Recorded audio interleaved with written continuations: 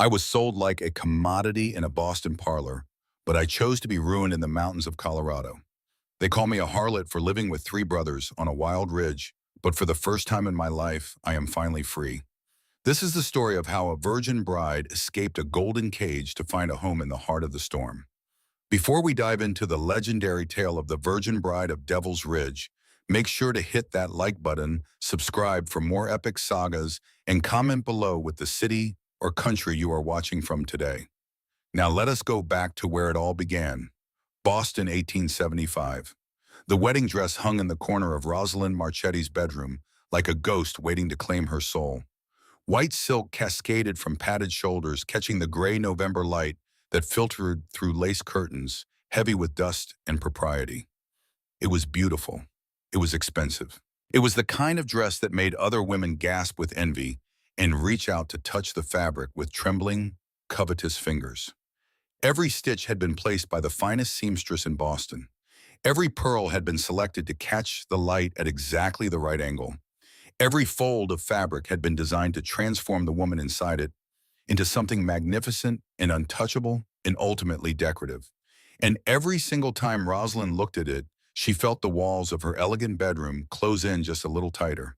Like the silk was not hanging on a frame but wrapping around her throat. Like the pearls were not ornaments, but weights sewn into a net designed to drag her down into deep water where no one could hear her scream. She stood before the full-length mirror that occupied the far wall of her room, studying the reflection of a young woman she barely recognized anymore.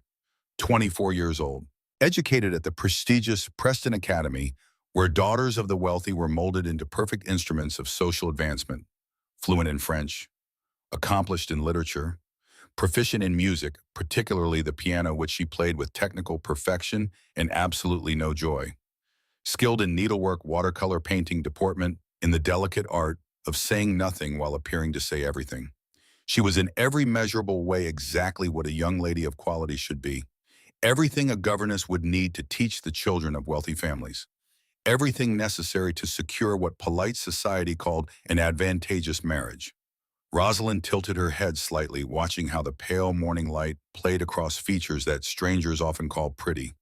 Her eyes were the color of summer storms, that deep shifting blue that could turn from calm to turbulent in the space of a single thought. Her hair was the shade of ripe wheat in August, thick and lustrous, but pinned up now in the severe style that Aunt Prudence insisted upon, pulled so tight against her scalp that it created a faint, constant headache she had learned to ignore years ago.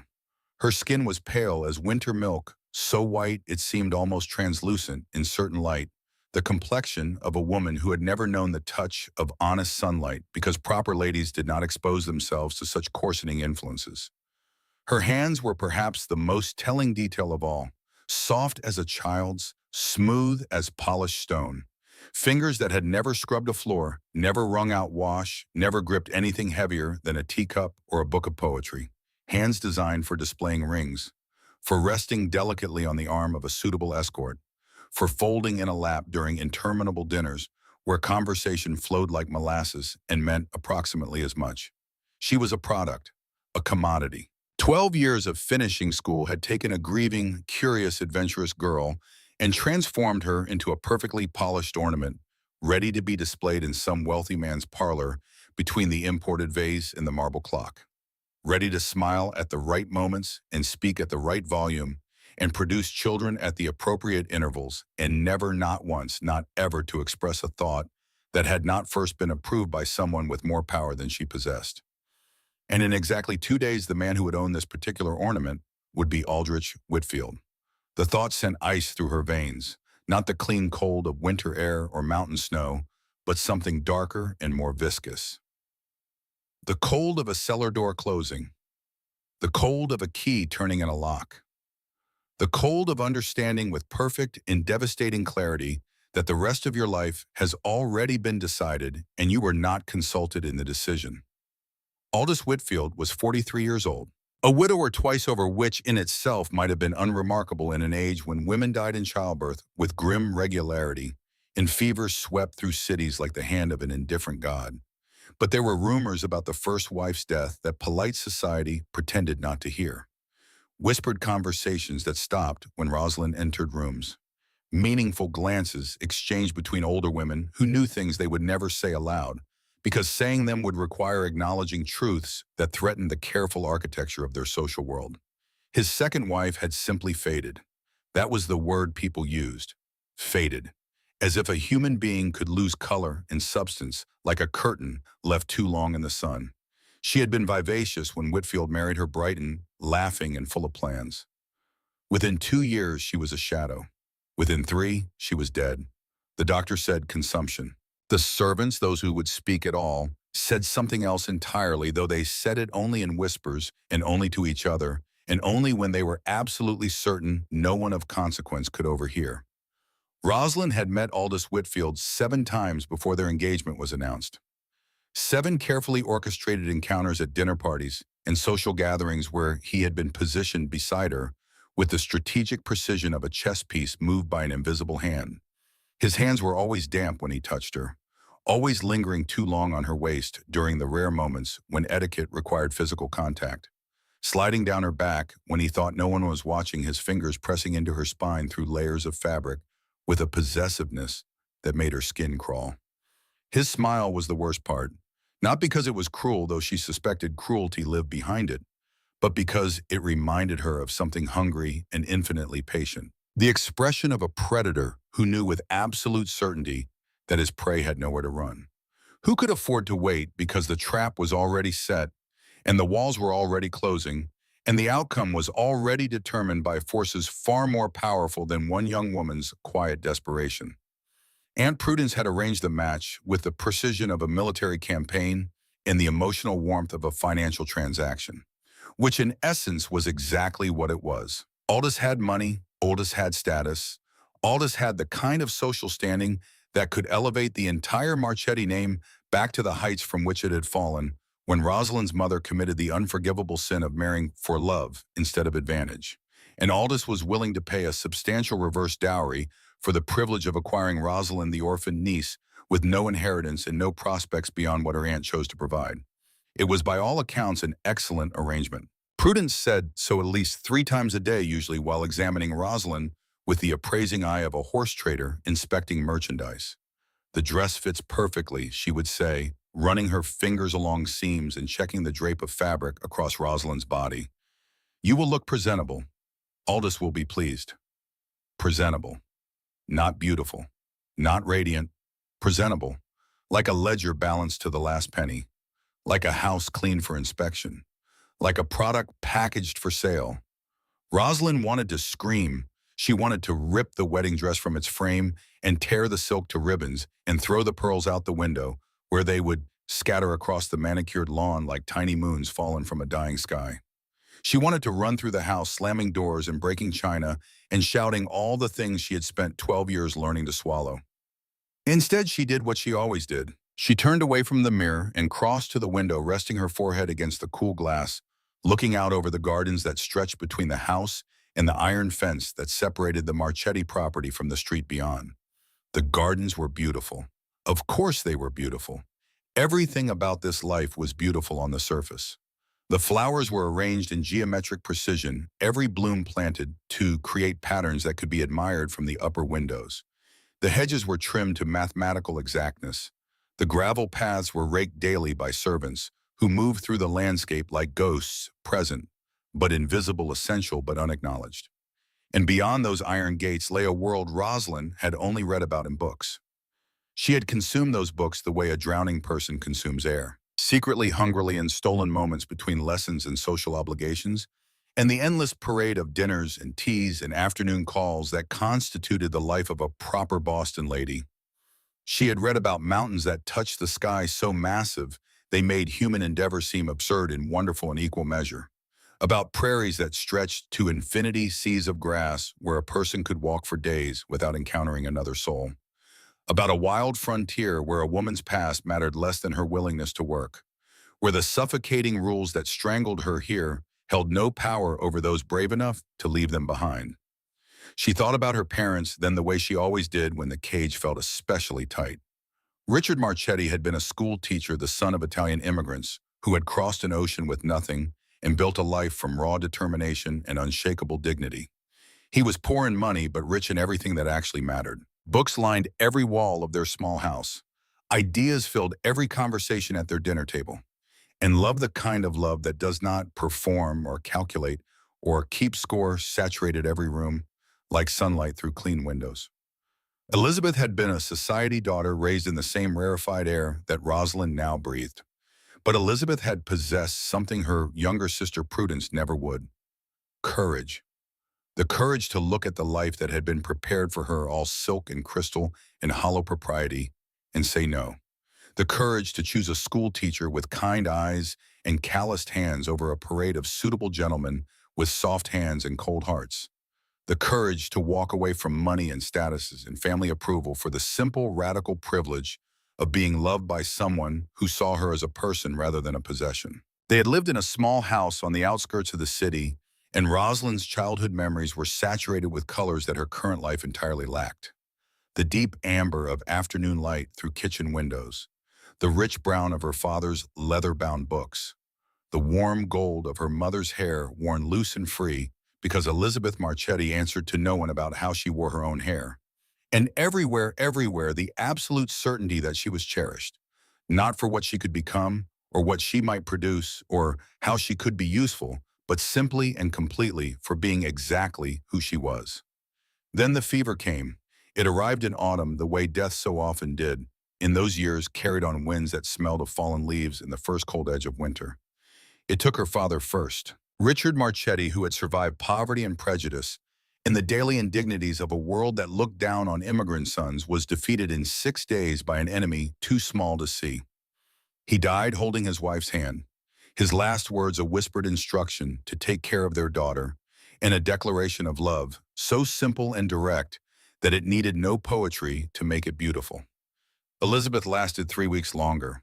3 weeks of watching her mother deteriorate, becoming translucent and fragile, a candle burning down to its last inch of wax. She died on a Tuesday morning in November, and the last thing she gave her daughter was a pearl necklace and a sentence that Rosalind would carry in her heart for the rest of her life. "You are more than they will ever tell you that you are."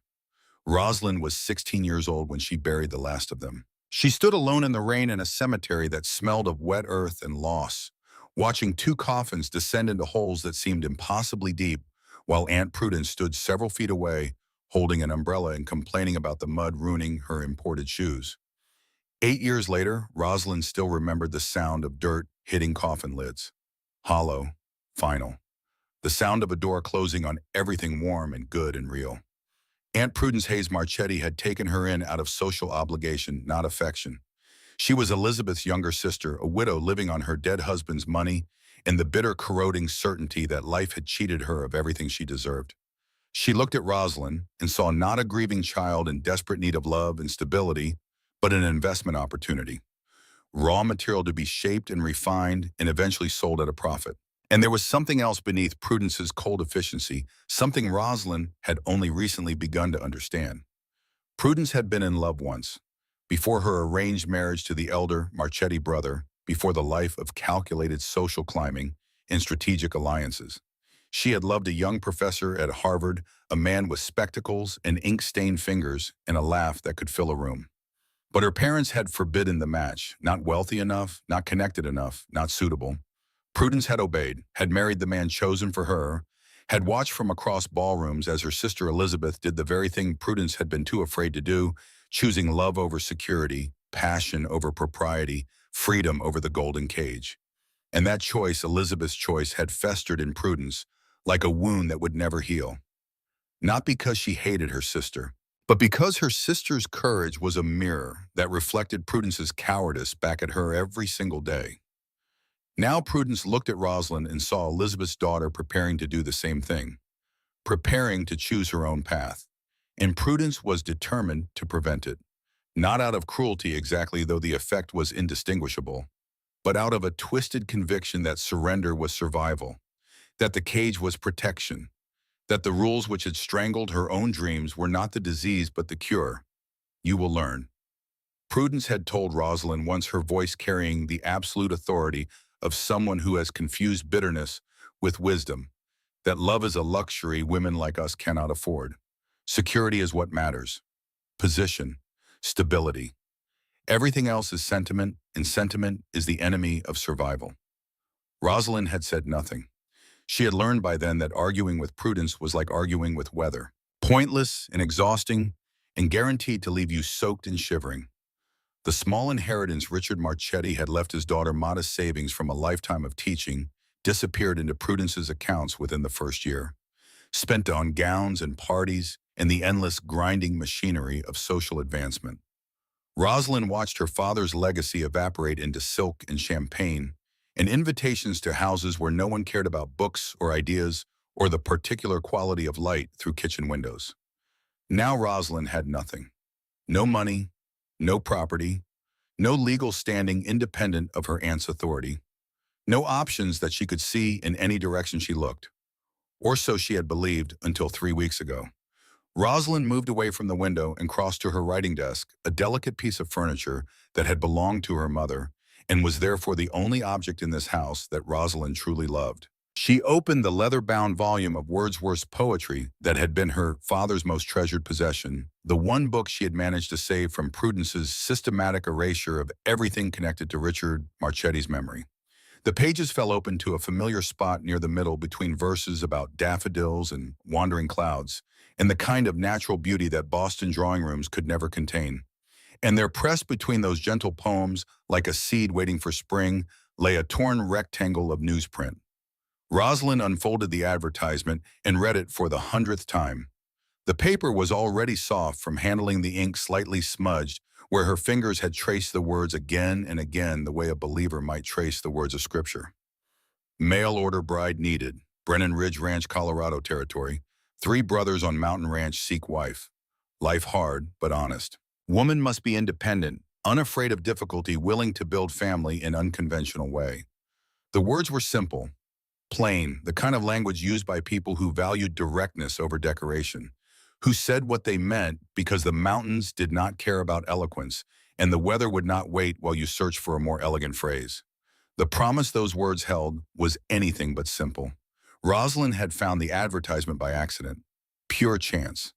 The kind of cosmic coincidence that makes you wonder whether the universe occasionally takes pity on the desperate and slides a door open in what had seemed like an impenetrable wall. A servant had used a page of the Boston Herald to line a tea tray, and Rosalind had spotted the advertisement while lifting her cup. Her eyes had caught on those words the way a drowning person's hand catches on a rope. Mail order bride needed. 3 brothers, mountain ranch, life hard but honest. Something shifted in her chest when she read those words for the first time. Not her heartbeat, though, that quickened. Not her breathing, though, that caught. Something deeper and more fundamental. A door opening in a room she had believed had no doors. A window appearing in a wall she had been told was solid and permanent and could never be breached. Colorado territory, 2,000 miles from Boston. A place where Aunt Prudence's connections meant nothing because the social networks that gave her power did not extend beyond the Mississippi River. Where Aldous Whitfield's money could not reach because wealth meant something different, in a land where survival depended on strength and skill and willingness to work rather than inheritance and reputation. Where Rosalind Marchetti could stop being a product and start being a person. 3 brothers on mountain ranch seek wife. She could do that. She had been trained for exactly that purpose, even if Prudence had envisioned a different application for that training. Rosalind knew literature and languages, mathematics, and music history and etiquette and household management. She could organize a home. She could educate children. She could be useful, could earn her place in the world through competence and effort rather than through the transaction of her body to a man who made her skin crawl. The phrase, unconventional way, should have frightened her. A woman of her education and background should have read those words and recognized them as a warning. 3 men seeking one wife. The mathematics alone violated every principle of proper society. The implications were scandalous. The reality would be worse than anything her sheltered imagination could construct. Instead, those words felt like salvation, like finding water in a desert, like hearing your own name spoken in a language you had forgotten you knew. She had written her response that very night, composing the letter by candlelight after the household had retired, choosing her words with care because she understood instinctively that these were not men who would be impressed by flowery language or social credentials. She described herself honestly, a woman of education and practical skills, accustomed to hard work, though she knew as she wrote it that her definition of hard work and theirs probably occupied different continents, willing to travel, eager to begin a new life. She did not mention Aldous Whitfield or Aunt Prudence or the wedding dress hanging like a ghost in the corner of her room. She did not mention the inheritance that had been stolen from her or the future that had been arranged without her consent. She simply presented herself as what she wanted to be, a capable woman seeking an honest position in a place where her past would not follow her. Then she slipped out of the house through the servants' entrance, moving through the November darkness with a racing heart and trembling hands, and posted the letter herself rather than trusting the household servants who reported everything to Prudence with the faithful devotion of well-compensated spies. The reply came 2 weeks later. 2 weeks of agony, 2 weeks of watching the mail tray at breakfast with desperate nonchalance, terrified that Prudence would notice her interest and investigate. 2 weeks of lying awake at night, calculating distances and costs and probabilities, running through scenarios in her mind the way a general might plan a campaign, except the territory she was planning to invade was her own future. The letter arrived on a Tuesday, hidden among invoices and social correspondence that Prudence sorted through each morning with the efficiency of a postal clerk. Rosalind had to wait until her aunt left for an afternoon call before retrieving the envelope from the silver tray, where it sat unremarkable and life-altering, bearing a Colorado postmark, and handwriting that was bold and slightly uneven, the penmanship of someone who held a pen the same way they held a hammer, or an axe as a tool rather than an instrument of elegance. She tore it open with fingers that would not stop shaking. Position is yours if you want it. Stagecoach ticket, waiting at station, come before mountain passes close for winter.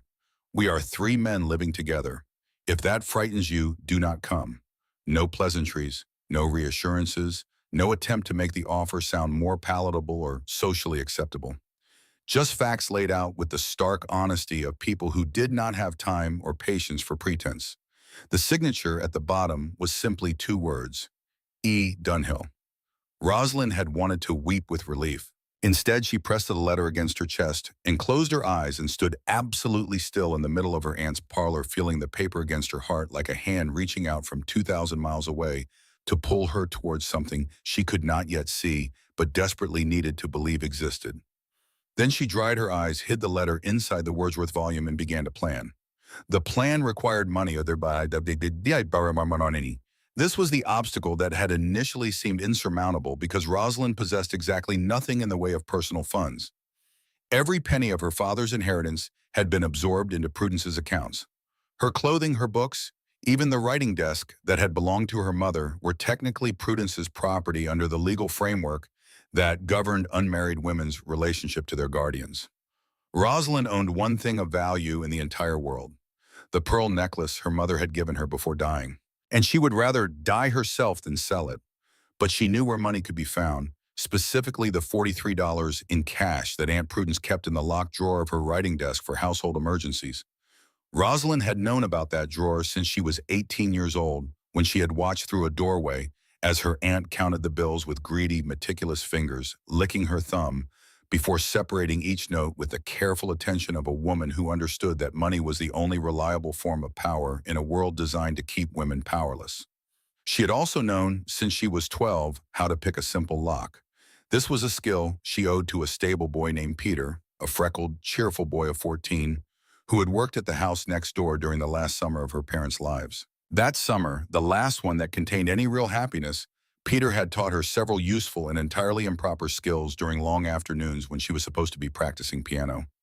Lock picking, tree climbing, the proper way to whistle through 2 fingers, the art of walking silently on wooden floors.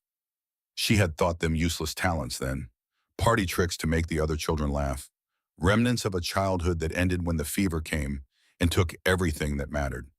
Now one of those talents would be her salvation. 2 nights before her wedding to Aldous Whitfield, Rosalind Marchetti put her plan into action. She waited until the household was thoroughly asleep, until Prudence's snoring echoed down the hallway with the rhythmic regularity of a metronome, that nasal drone that Rosalind had listened to through thin walls for 8 years, and that she would never, God willing, hear again after tonight. She waited until even the servants had retired to their quarters in the upper floor, their candles extinguished one by one like stars going out. She waited until the old house settled into its nightly symphony of creaks and groans, the sound of wood and stone shifting in the cold, familiar noises that had been the backdrop of her captivity and would tonight become the soundtrack of her escape. The November darkness pressed against the windows like something alive and watchful. A thin moon hung in a sky full of racing clouds, providing just enough light to navigate by if you knew the house well enough. And Rosalind knew this house the way a prisoner knows their cell. Every floorboard that creaked, every door that squeaked, every shadow that moved, and every corner that stayed dark. She dressed in her plainest traveling clothes, a gray wool dress that would not attract attention in a crowd, sturdy boots that she had purchased secretly from a catalog 3 weeks earlier, telling the shopkeeper they were a gift for a servant, a dark cloak with a deep hood that could hide her face if necessary. She packed a small trunk with only the essentials, making choices with the ruthless efficiency of someone who understood that everything she left behind was gone forever. 3 more gray dresses, plain and serviceable, and nothing like the elaborate confections that filled her wardrobe. Undergarments. A few books, including the Wordsworth volume with the advertisement still hidden inside. The pearl necklace her mother had given her, wrapped in a handkerchief and tucked into the deepest corner of the trunk where it would be safe. She looked at the trunk when she had finished packing. So small, so modest, not much to show for 24 years of life. But it was hers. Every item chosen by her own hand for her own reasons. And that made it more valuable than every silk dress and crystal goblet in Prudence's over-decorated house. Then she crept down to the study. The stairs were the most dangerous part. 14 steps, and she had memorized which ones would betray her. Third step, left side creaked like a rusty gate. Seventh step, dead center groaned under any weight above a cat. 11th step, right side, had a loose nail that clicked against wood if you set your foot down too quickly. She navigated them all with the careful precision of a woman crossing a frozen lake, placing each foot with deliberate exactness, barely breathing, her heart hammering so loudly in her ears that she was certain the sound alone would wake the entire household. The study door was closed but not locked. Prudence never locked it because Prudence never imagined that anyone in her household would dare to enter uninvited. This was the confidence of a woman who had controlled everything and everyone around her for so long that the possibility of defiance had become genuinely inconceivable. Rosalind turned the handle and slipped inside. Moonlight filtered through the study windows, falling across Prudence's massive oak desk in silver strips that illuminated the wood grain and the brass hardware, and the small keyhole in the center drawer that separated Rosalind from her future. Her hands trembled as she extracted the thin piece of wire she had fashioned from a hairpin. She had practiced on her own bedroom door for 2 weeks, working the technique until her fingers could find the tumblers by feel alone. But practice and reality are different countries, and the reality of crouching before her aunt's desk in the dark, committing what the law would consider theft, sent waves of cold fear through her body that made her fingers clumsy and uncertain. The mechanism was simple, designed to keep out servants rather than determine thieves. A basic tumbler lock that yielded to patient pressure and careful manipulation. Rosalind worked the wire with shaking hands, feeling for the subtle click that would tell her the pins had aligned, her breath coming in short, shallow gasps that fogged slightly in the cold night air. The drawer opened with barely a whisper. Inside, exactly where she had known they would be, lay a neat stack of bills. Rosalind counted them quickly, her fingers moving with the speed of desperation. $43, enough for a stagecoach ticket, enough for meals along the way, enough barely to transport one woman in one small trunk across 2,000 miles of American landscape, from the only world she had ever known to a world she could not begin to imagine. She took it all, every bill. Her hands trembled with something more complex than simple fear. Guilt, yes, she was stealing. There was no other word for it, no euphemism that could transform this act into something more socially palatable. But the guilt was overwhelmed by something stronger.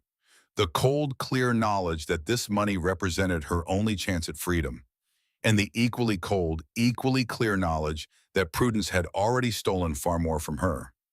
Rosalind's inheritance, her father's savings from a lifetime of dedicated teaching, had been consumed by Prudence within the first year. Thousands of dollars gone into dresses and parties and social campaigns that had nothing to do with Rosalind's welfare and everything to do with Prudence's ambition. The $43 in this drawer were a fraction of what had been taken from her. This was not theft. This was collecting a debt. She climbed back up the stairs with the money pressed against her chest. Third step left side, seventh step dead center, 11th step right side. Each one navigated with the same trembling precision as before, though now every step carried her closer to freedom rather than closer to crime. In her bedroom, she placed a note on her pillow. She had written it earlier that evening, choosing each word carefully, knowing they would be the last words she ever addressed to the woman who had controlled her life for 8 years. I cannot become what you want me to become. Please do not search for me. There was no signature. There was no need. Prudence would know who had written it, and she would know with the sickening certainty of a woman whose most valuable asset has walked out the door exactly what it meant. Then Rosalind Marchetti picked up her small trunk, pulled her dark cloak tight around her shoulders, slipped out through the servants' entrance at the back of the house, and vanished into the Boston night. The air hit her face like a slap. Cold and sharp and unimaginably fresh after years of breathing the recycled atmosphere of drawing rooms and parlors. She stood for a moment on the back step, feeling the wind move through her hair, tasting the salt tang of the harbor on her tongue, listening to the distant sound of a city that was still alive, even at this impossible hour. Above her, stars burned in a sky that seemed suddenly enormous. She had seen these same stars from her bedroom window 1,000 times, but they had always seemed distant and decorative like crystals hung from an invisible ceiling. Now they felt close, personal. As if they were watching her with approval, she picked up her trunk and started walking. The streets were nearly empty, a lamplighter making his rounds, his long pole casting shadows that danced like drunken partners. A drunk singing softly to himself on a park bench. A carriage rattling past with its curtains drawn, carrying passengers who did not see the young woman hurrying through the darkness with a stolen fortune and a desperate plan. Rosalind walked quickly but did not run. Running attracted attention. Running suggested guilt or fear or both. She moved with purpose, her boots clicking against cobblestones, her cloak billowing behind her in the November wind, and she kept her eyes forward because looking back might weaken her resolve, and she could not afford weakness now. Not now, not when she was so close. The train station was 12 blocks from Prudence's house. Rosalind covered the distance in 20 minutes, arriving just as the first gray hints of dawn began to lighten the eastern sky. The station was already stirring, porters moving luggage, steam rising from engines. The particular energy of a place designed for departure, charged with the nervous excitement of people about to leave one life behind and step into another. She purchased her stagecoach ticket with steady hands and a voice that did not waver. A one-way passage west, Denver first, then the mountain routes into Colorado territory. The clerk behind the counter barely looked at her. Just another traveler heading west. Just another person with a past she did not want to discuss, and a future she was willing to gamble everything to reach. The stagecoach departed at 7 in the morning. Rosalind climbed aboard with her small trunk and settled into a seat by the window and watched as Boston began to slide past the glass. The brick buildings of Beacon Hill, the iron gates of the Common, the steeples of churches where she had sat through countless sermons about duty and obedience and the proper role of women in God's well-ordered plan. She watched it all recede into the distance, growing smaller with every turn of the wheels, and she felt something loosen in her chest. Something that had been wound tight for 8 years, so tight she had forgotten it was there until it began to release. She was afraid. Of course she was afraid. She was 24 years old, alone, heading into territory she knew only from books and advertisements. She was carrying stolen money and wearing plain clothes and running from a woman who would not forgive this betrayal and a man who would not accept this rejection. She had no idea what awaited her at the end of this journey. 3 men on a mountain, a ranch in the wilderness, a position that might not even exist. But as the last rooftops of Boston disappeared behind a curve in the road and the open countryside spread out before her like a promise written in autumn colors, Rosalind Marchetti felt something she had not felt since she was 16 years old, standing beside her parents' graves in the rain. She felt alive. The wedding dress still hung in her bedroom, white and expensive, and waiting for a bride who would never wear it. The ghost would have to find another soul to claim. Rosalind was already gone. The journey west took 6 days. 6 days of rattling stagecoaches that seemed designed to find every stone and rut and imperfection in the American road system and transmit each one directly into the base of Rosalind's spine. 6 days of dusty way stations where the food was questionable and the coffee was worse, and the beds, when beds were available at all, bore suspicious stains that Rosalind chose not to examine too closely. 6 days of watching America transform outside the windows of a wooden box on wheels, the landscape shifting and changing and opening up, like a story being told by a narrator who understood the power of gradual revelation. The first 2 days carried her through the world she knew. Eastern cities with their brick facades and cobblestone streets and the general atmosphere of settled, self-satisfied civilization. Philadelphia passed in a blur of church steeples and factory smoke. Pittsburgh announced itself with the glow of steel mills that lit the night sky orange and filled the air with a metallic taste that coated the tongue and burned the back of the throat.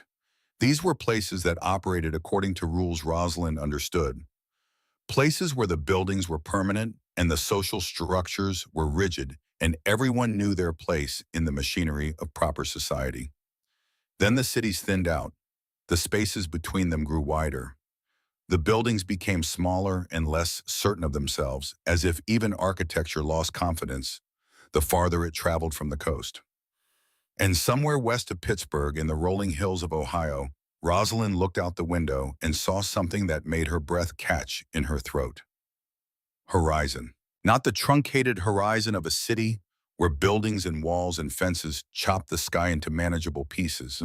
Not the manicured horizon of Prudence's garden, where iron gates and trimmed hedges defined exactly where the acceptable world ended and the unknown began.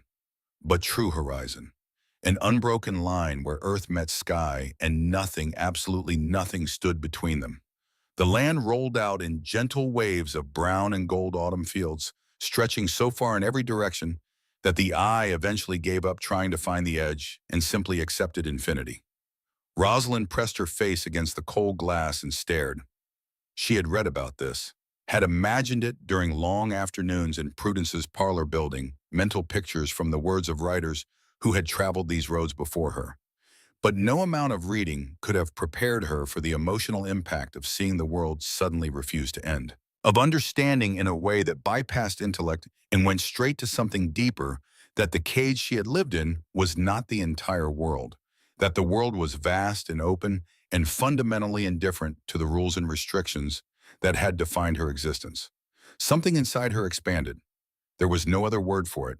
Something that had been compressed and constricted for years, squeezed into a space far too small for its actual size, began to unfold.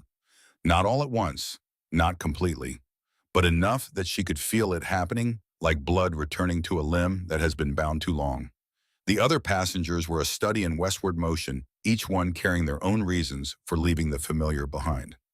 A Methodist preacher named Reverend Samuel Hicks and his wife Martha occupied the seat across from Rosalind for the first 3 days of travel. He was thin and earnest, with the slightly frantic energy of a man who believed God had given him a personal mission and a very tight deadline. Martha was quieter, steadier, the kind of woman who had learned to be the anchor while her husband chased divine wind. They were relocating to spread the gospel in mining towns, communities where men dug precious metals from the earth during the day and spent the proceeds on whiskey and women at night. The Lord's work is not done in comfortable places, Reverend Hicks told Rosalind, with the absolute conviction of someone who had never actually been to an uncomfortable place. It is done in the wilderness, among the lost and the desperate. Rosalind nodded politely and thought that she qualified on both counts. A young couple boarded in Indianapolis. Thomas and Sarah Brenner, both barely into their 20s with 3 children under the age of 5, who treated the stagecoach interior as a personal gymnasium. The eldest, a boy of 4 with his father's red hair and his mother's stubborn jaw, spent most of the journey asking questions that no one could answer. Why is the sky that color? Where do the birds go at night? How far is far? Thomas was heading west to claim land before the good parcels were gone, driven by the same hunger for space and opportunity that had been propelling Americans westward for generations. Sarah looked tired but determined, the expression of a woman who had married a dreamer and decided to dream alongside him rather than trying to wake him up. And there was a gambler. He boarded in St. Louis, tipping his hat to the assembled passengers with the practiced charm of a man who understood that first impressions were a form of currency.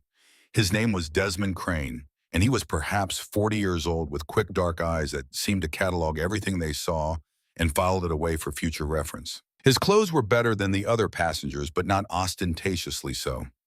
His hands were clean and surprisingly delicate, the hands of a man whose livelihood depended on fine motor control and the ability to manipulate small objects with absolute precision. He tipped his hat to Rosalind every morning and called her miss, and never once tried to take advantage. This restraint, she suspected, was not born of moral principle, but of professional calculation. A gambler survived by reading people accurately, and Desmond Crane had apparently read Rosalind and determined that she was not the kind of woman who responded to casual advances. She appreciated his assessment, even if she questioned his motives. They were all seekers, all of them. Every person in that rattling wooden box was moving towards something they believed waited beyond the horizon. Land, souls, fortune, freedom. The specific object varied, but the fundamental impulse was identical. The conviction that the life they were leaving behind was insufficient, and the life ahead, though uncertain and possibly dangerous, held the promise of something essential that could not be found in the places they already knew.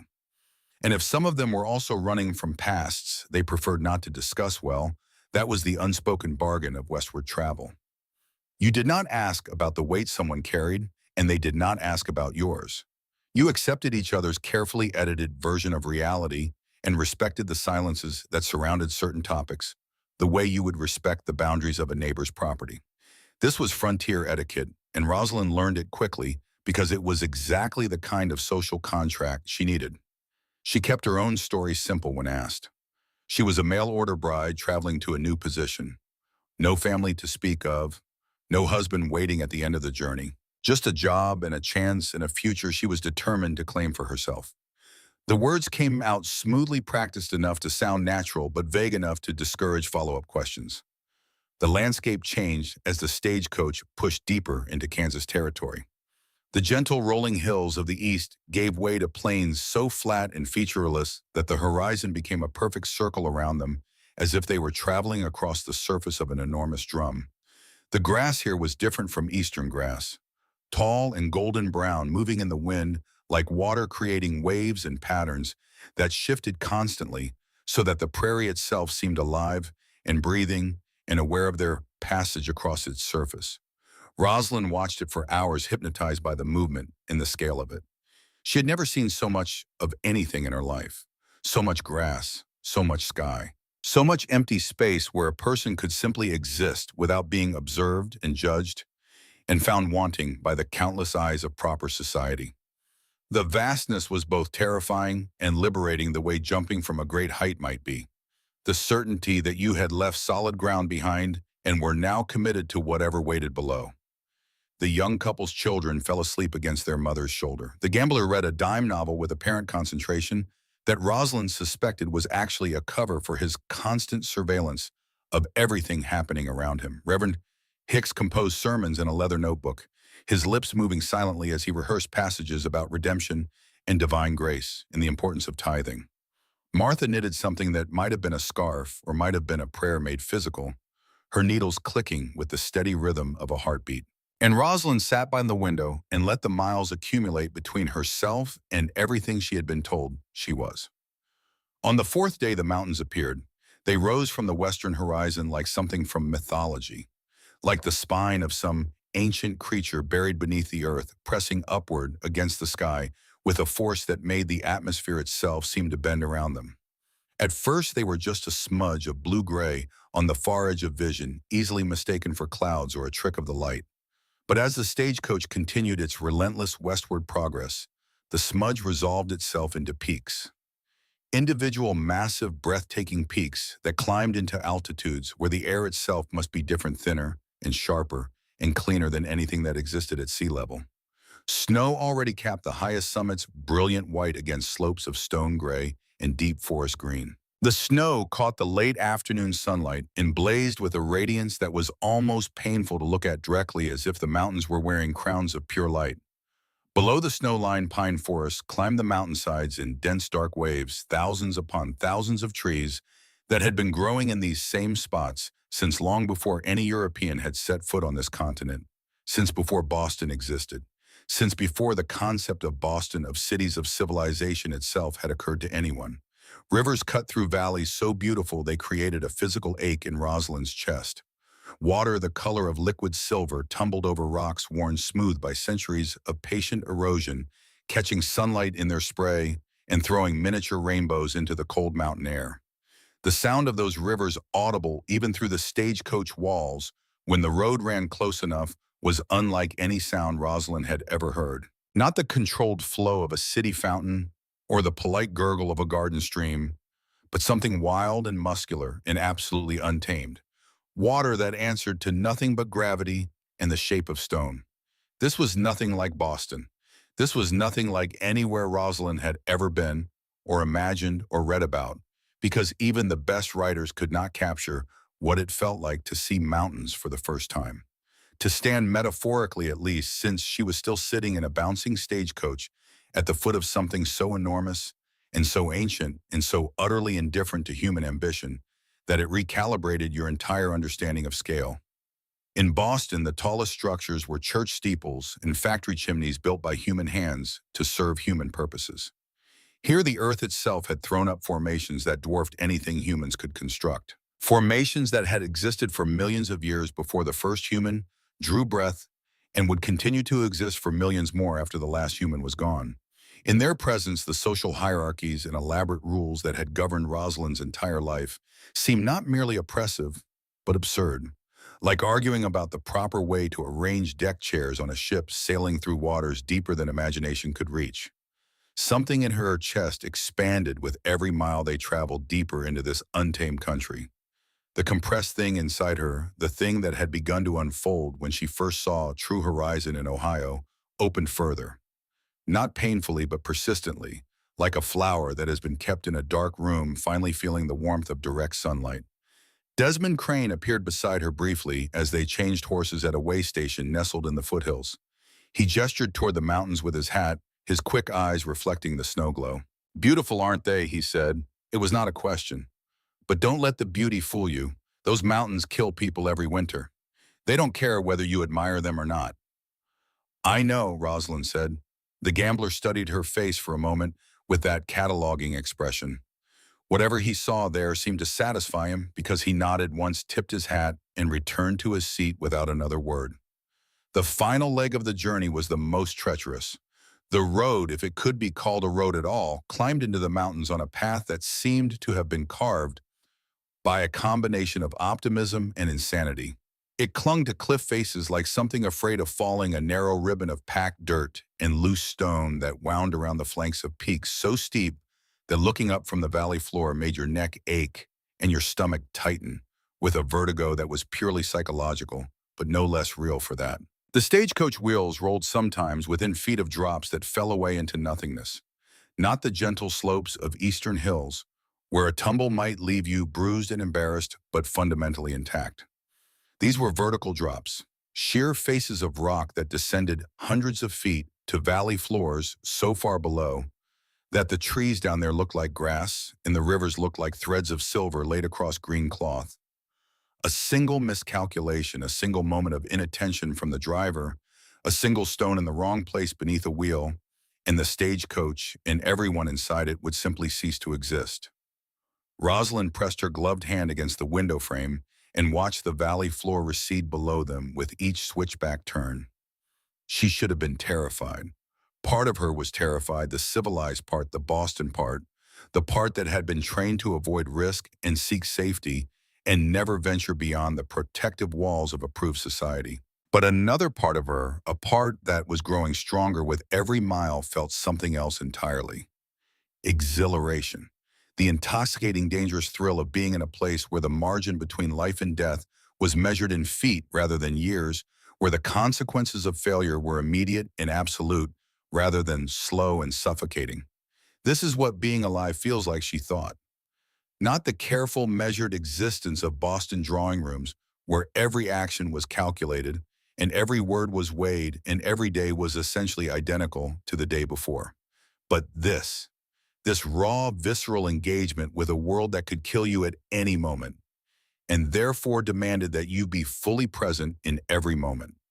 The driver for this final leg was a man named Gus Pembry, perhaps 50 years old, with skin that had been weathered by sun and wind and altitude until it resembled the bark of an ancient tree. His teeth were stained with tobacco, and his eyes had the particular quality of people who have spent decades looking at distances so vast that close objects seem slightly out of focus. He had barely spoken to Rosalind since she boarded at the last town, communicating mainly in grunts and nods and occasional hand gestures that somehow conveyed all necessary information with remarkable economy. She found his silence comforting rather than rude. It meant he was concentrating. It meant his attention was on the road and the horses and the thousand small calculations required to guide a heavy vehicle along a narrow path above a lethal drop. Men who talked too much while doing dangerous work were men who did not fully appreciate the danger. And Rosalind preferred the company of someone who respected the mountains enough to shut up and pay attention.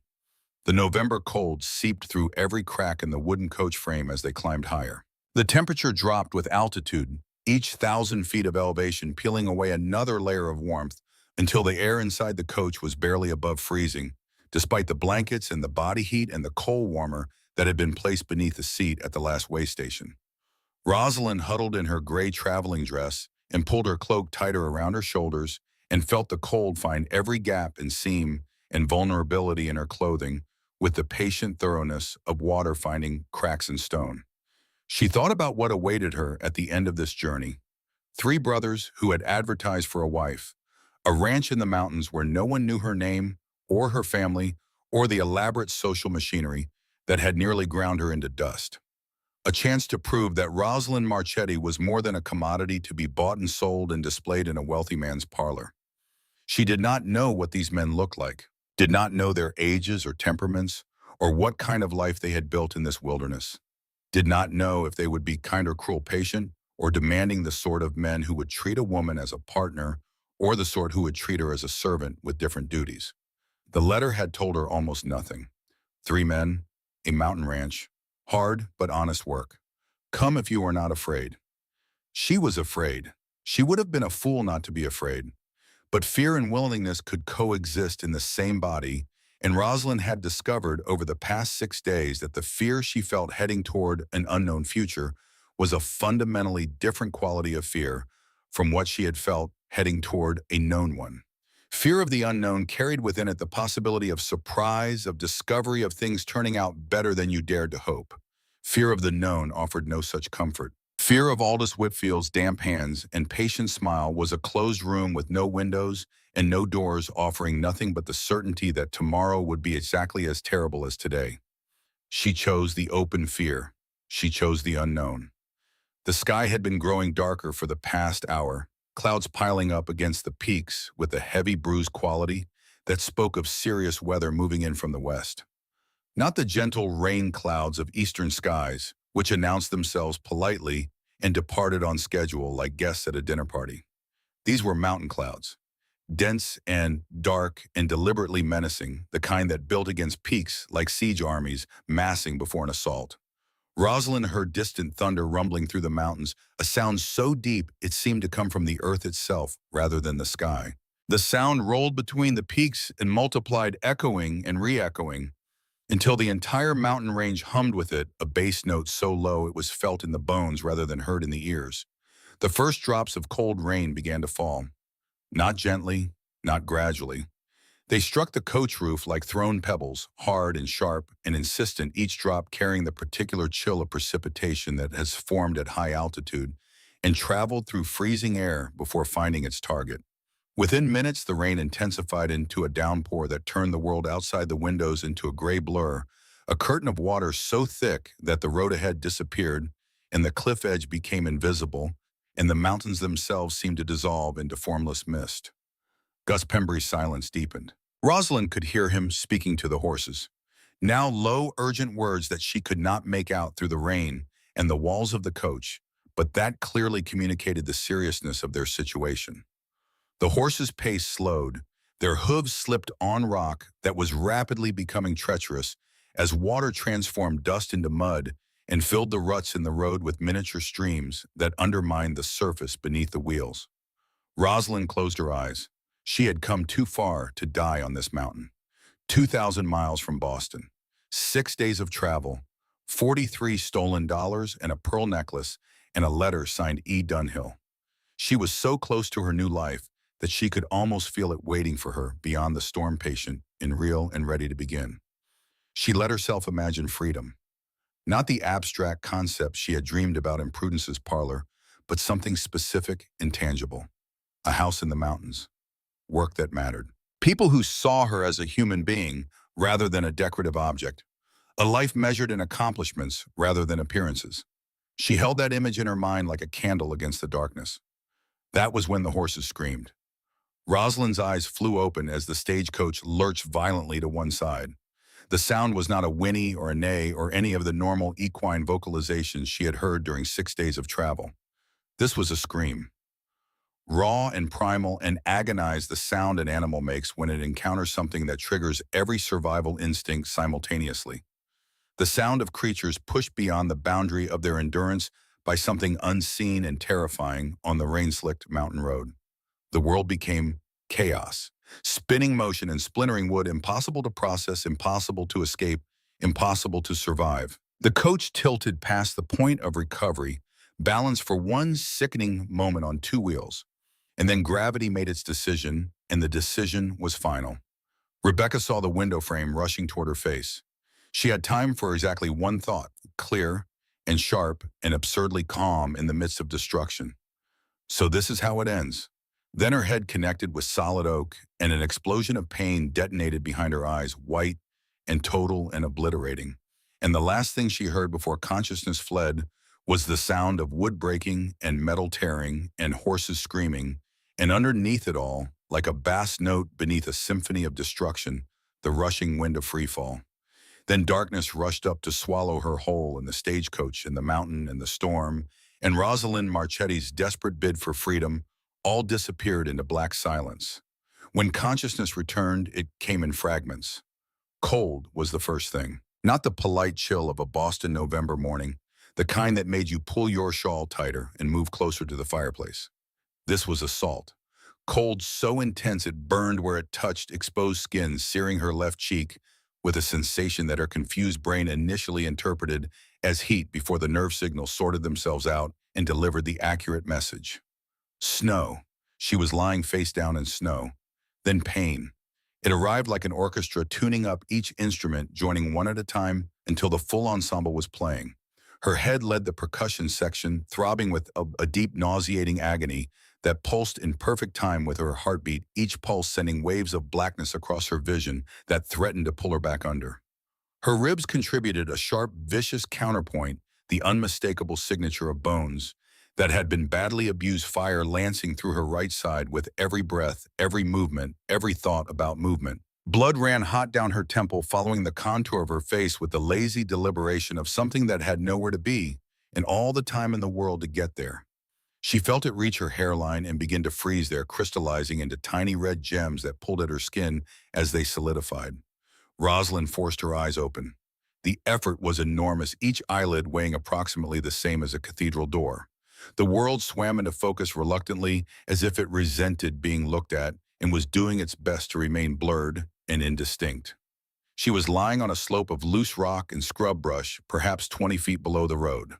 Above her, the edge of the road was visible as a dark line against the lighter gray of the storm sky, like a scar cut into the face of the mountain. Below her, the slope continued downward into a ravine of unknown depth, obscured by rain and mist and the general unwillingness of mountain terrain to reveal its secrets to the injured and the desperate.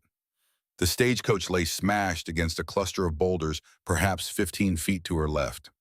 She turned her head toward it, each degree of rotation sending fresh bolts of pain through her skull, and what she saw made her stomach clench with a grief that cut through even the fog of her injuries. The coach was destroyed, not damaged or broken or in need of repair, but fundamentally and irreversibly destroyed. The wooden body had shattered like a matchbox thrown against a wall panels, splintered into jagged fragments that jutted at impossible angles. One wheel still spun slowly in the silence that followed catastrophe, its rotation describing a lazy circle against the gray sky, gradually slowing, gradually stopping, like the last heartbeat of something that had just died. The door hung from a single hinge swinging gently in the wind, with a creak that sounded like a small animal in pain. Luggage and supplies were scattered across the slope in a debris field that told the story of the impact. A trunk burst open, its contents spread across the rocks. A blanket caught on a thorn bush, flapping like a flag of surrender.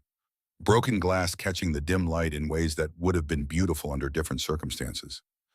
Gus Pembury's body lay sprawled across a flat boulder 20 feet from the wreckage. Rosalind saw it and knew immediately.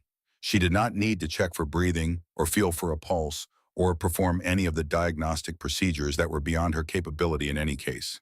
She knew because she had seen death before, had stood beside two coffins in the rain at 16 years old, and learned exactly what death's particular stillness looked like.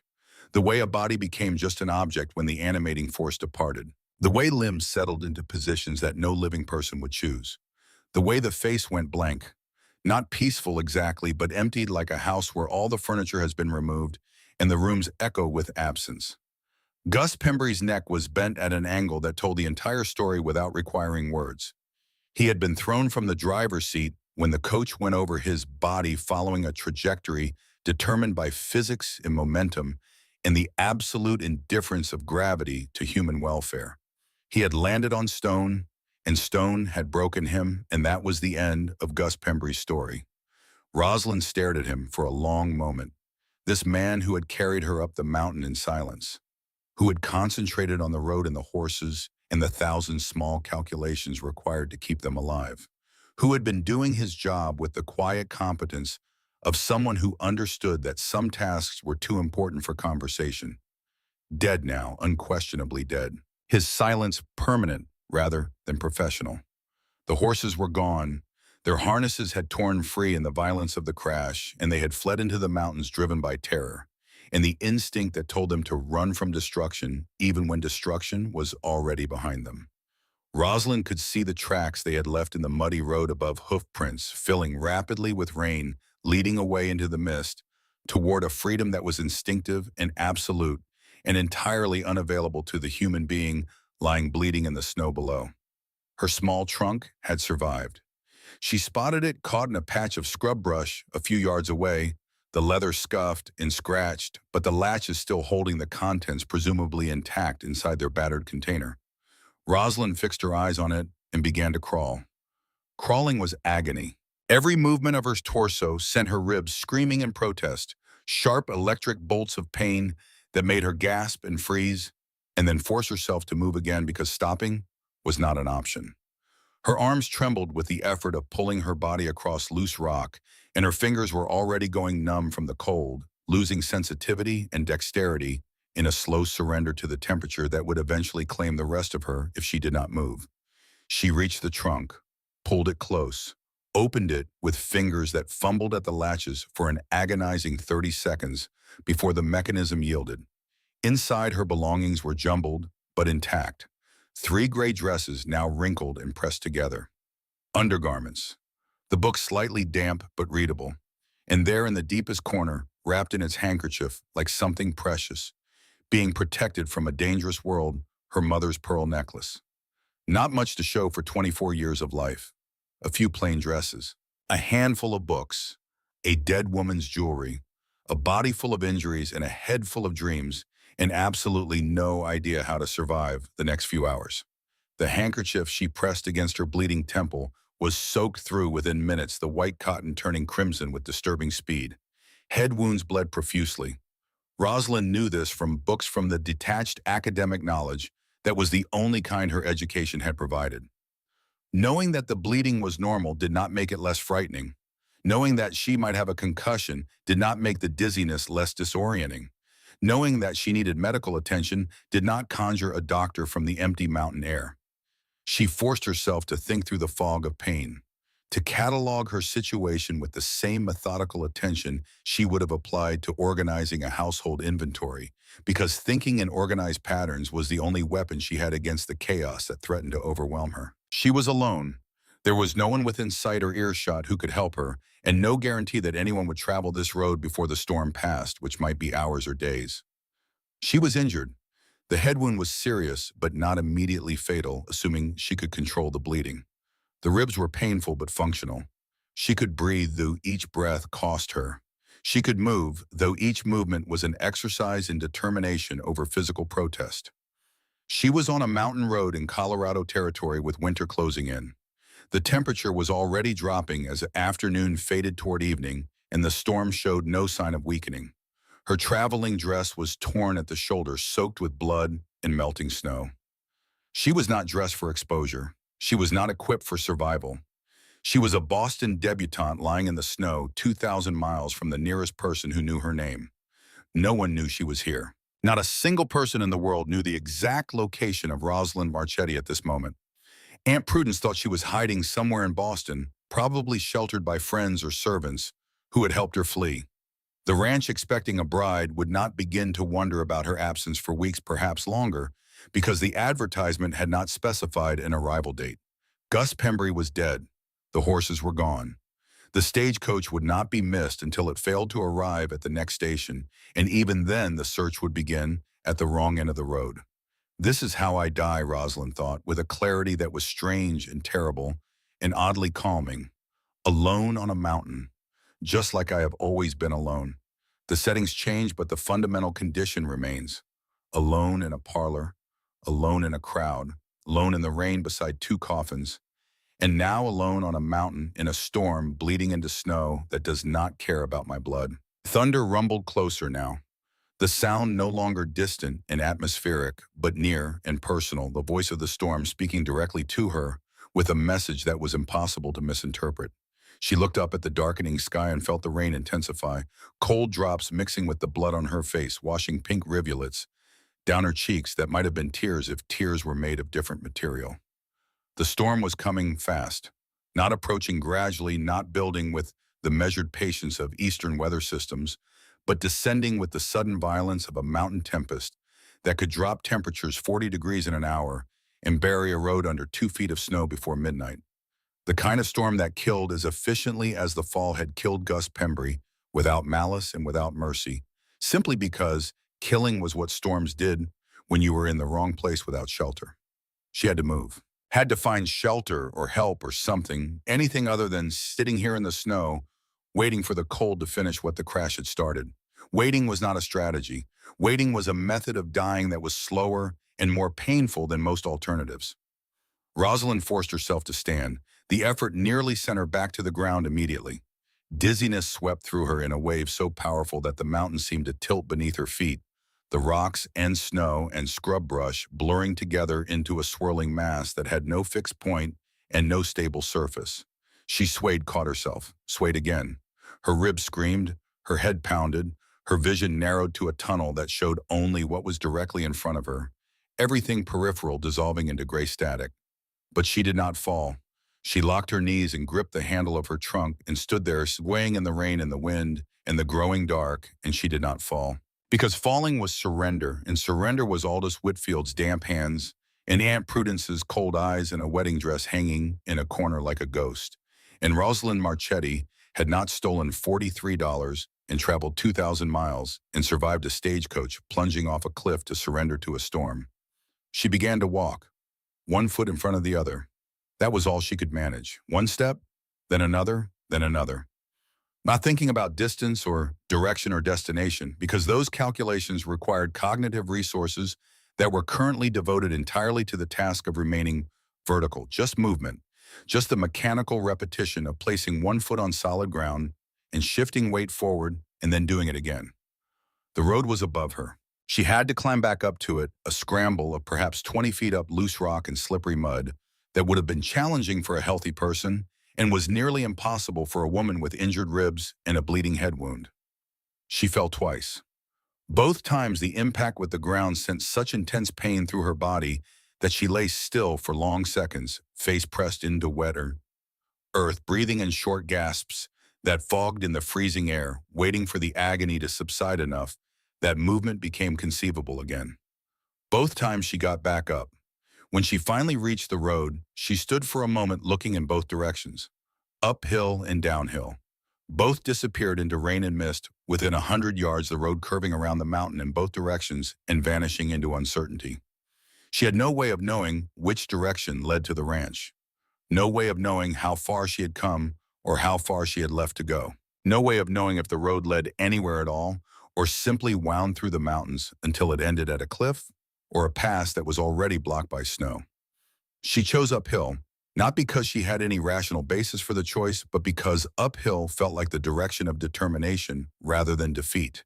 Because climbing was harder than descending, and Rosalind had decided in the part of her brain that was still capable of abstract thought that if she was going to die on this mountain, she would die moving forward and upward rather than sliding backward into the comfortable embrace of gravity.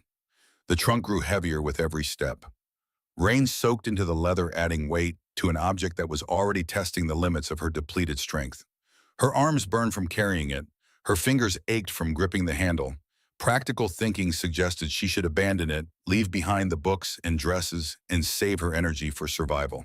But the pearl necklace was inside, and the Wordsworth volume and the advertisement that had brought her here, and these things were not luggage. They were identity.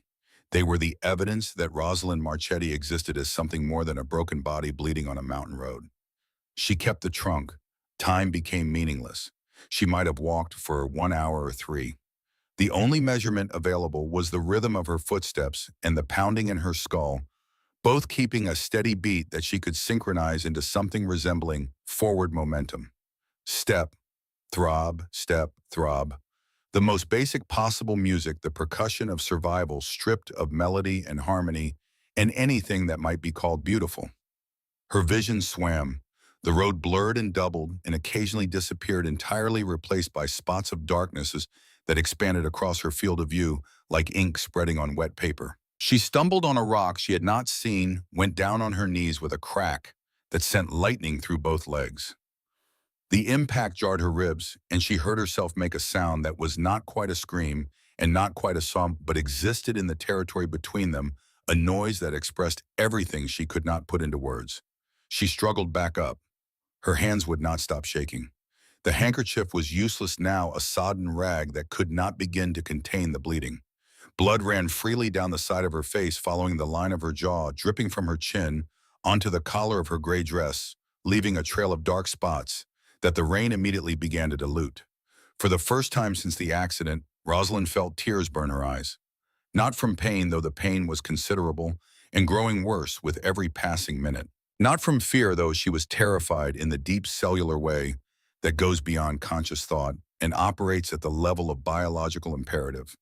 But from the crushing, devastating weight of all of it, the years of trying, the endless, exhausting effort of trying to be good enough, proper enough, acceptable enough, trying to fit herself into shapes that were never designed to hold her, trying to smile at dinner parties where she wanted to scream, trying to make polite conversation about weather and fashion with people who had never read a book for pleasure in their entire decorative, purposeless lives, trying to be the commodity that Aunt Prudence needed her to be, while the real Rosalind, the one who loved mountains she had never seen and freedom she had never tasted, died a little more each day inside the polished exterior.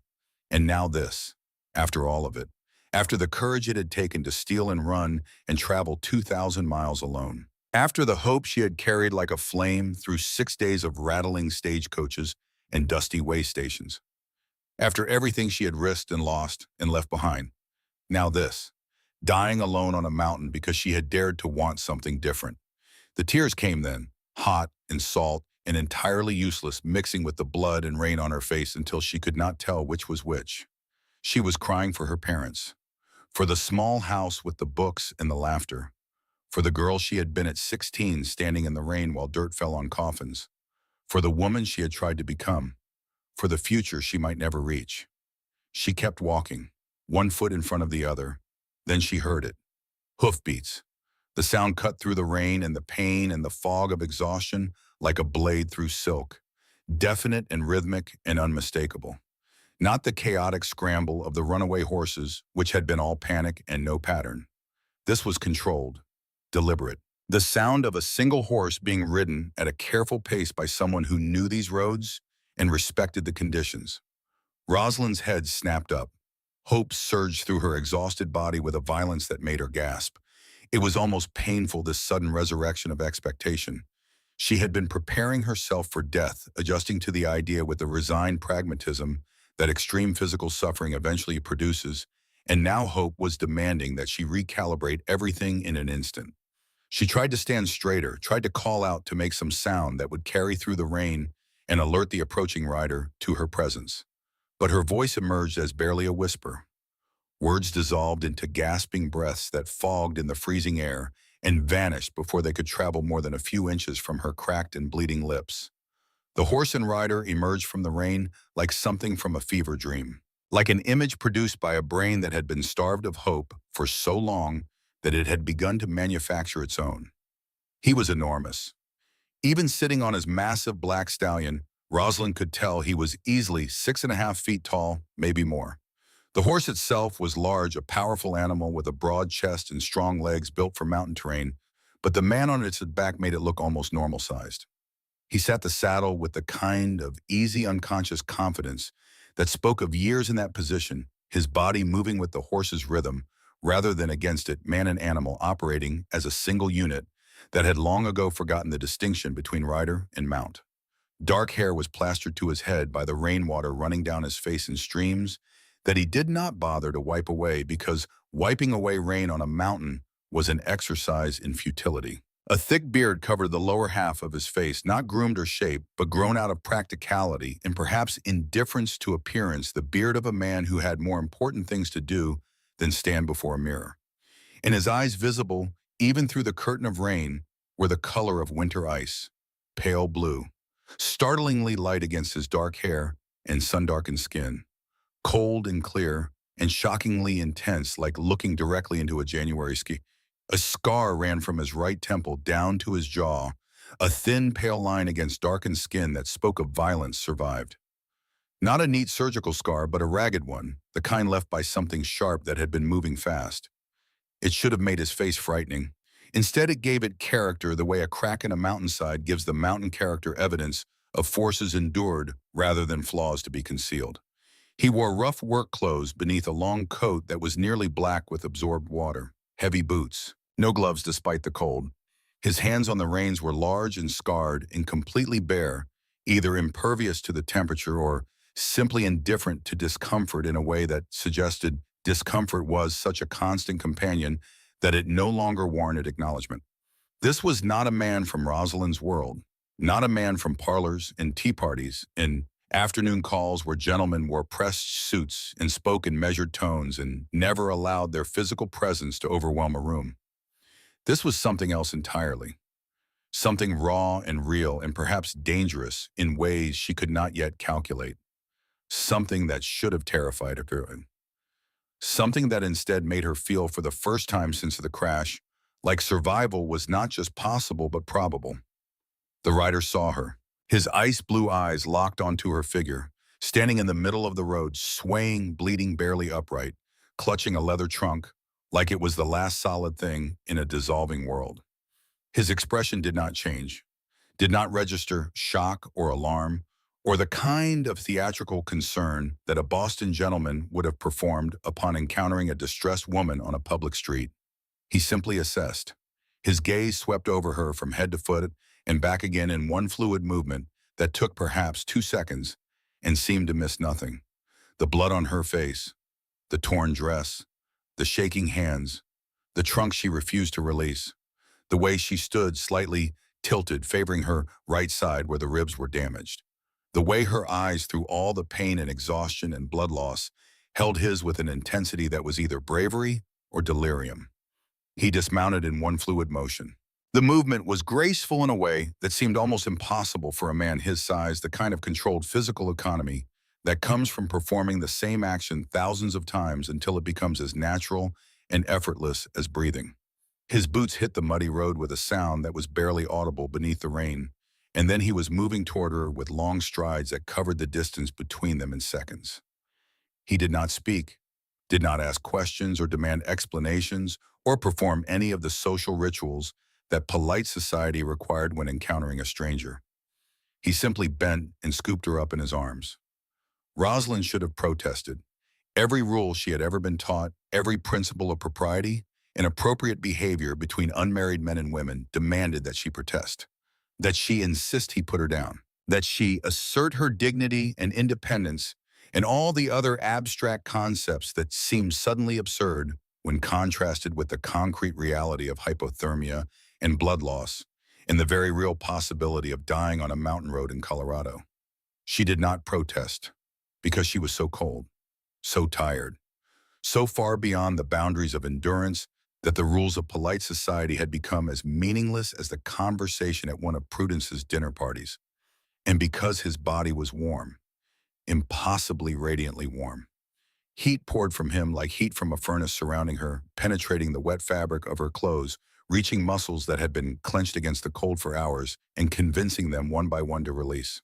She let her head fall against his chest, felt the steady beat of his heart through his shirt, strong and sure and alive.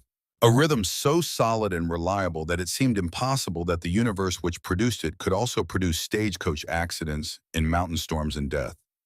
He carried her to his horse as if she weighed nothing, lifted her into the saddle with one arm, and mounted behind her in a single smooth movement that would have seemed rehearsed if it were not clearly instinctive. One arm wrapped around her waist like an iron band holding her secure against his chest. The other hand took the reins, and they were moving the horse picking its way up the mountain road with careful steps, its hooves finding solid ground with the sure instinct of an animal that knew these paths the way Rosalind knew the hallways of Prudence's house. Safe, Rosalind thought, as consciousness began to slip away again. The words surfaced in her mind like a bubble rising through dark water. For now, for this moment, whatever comes next right now, I am safe. She drifted in and out of awareness as they climbed higher into the mountains. Sometimes she felt the horse's movement beneath her, the rhythmic sway of its walk transmitted through the saddle and through the body of the man who held her. Sometimes she heard the rain hammering against leather and flesh and stone, a percussion that should have been cold and miserable, but that registered instead as evidence of the world continuing to exist around her. Sometimes she was aware of nothing but the arm around her waist and the warmth of his body against her back, and the steady, unshakable heartbeat against her spine. She did not know how long they rode. Long enough for the light to fade from gray to charcoal. Long enough for the rain to shift from heavy to torrential and back again. Long enough for her consciousness to reduce itself to its most essential components: warmth, heartbeat movement, the knowledge that someone was holding her and had no intention of letting go. When full awareness returned, it arrived with the scent of wood smoke and the sound of a fire. Not the polite crackle of a parlor hearth designed to warm a room while remaining decorative and unobtrusive. This was the roar of a working fire fed with real logs and designed to produce real heat in a real house where warmth was not an amenity but a survival requirement. She was no longer on the horse. She was lying on something soft, something warm. A bed, she realized with the slow recognition of a mind that had been away for a while and was cautiously relearning how to process sensory information. A real bed with real blankets and real pillows that smelled of clean cotton and cedar wood. And there were voices around her, deep male voices, rumbling in the warm air, like distant thunder heard from inside a safe building. Where did you find her? In the road 3 miles down. Stagecoach went over the edge. Driver is dead. She is the only survivor. Looks like it. She is hurt. Head wound, maybe some ribs. We need to get her warm and dry before we worry about the rest. Rosalind forced her eyes open. The effort was enormous. Her eyelids heavy with exhaustion and dried blood, and the general reluctance of a body that had decided unconsciousness was preferable to the alternative. Light hit her pupils and she flinched, then blinked, then gradually allowed her vision to adjust. She was in a large room with rough wooden walls that had been hewn from logs and fitted together with the kind of craftsmanship that valued strength and durability over decoration. A massive stone fireplace dominated one wall, rising from floor to ceiling in a column of fitted stone that must have taken months to construct. Flames roared in the hearth, enormous flames fed by logs the size of a man's thigh, throwing dancing shadows across the ceiling and filling the room with heat so intense and welcome that Rosalind felt tears prick her eyes simply from the relief of being warm. Three men stood near the bed, arranged in a loose semicircle that managed to be both protective and intimidating. All of them were watching her with expressions she could not quite read. Concern, perhaps. Curiosity, certainly. And something else. Something guarded and assessing and deeply careful, the expression of people who had learned through experience to be cautious about what they allowed into their lives. The one who had rescued her stood closest, still dripping rainwater onto the wooden floor, creating a small puddle around his boots that he either had not noticed or did not care about. His coat was still on, dark with water, and his ice blue eyes were fixed on her face with the same intensity she had seen on the road.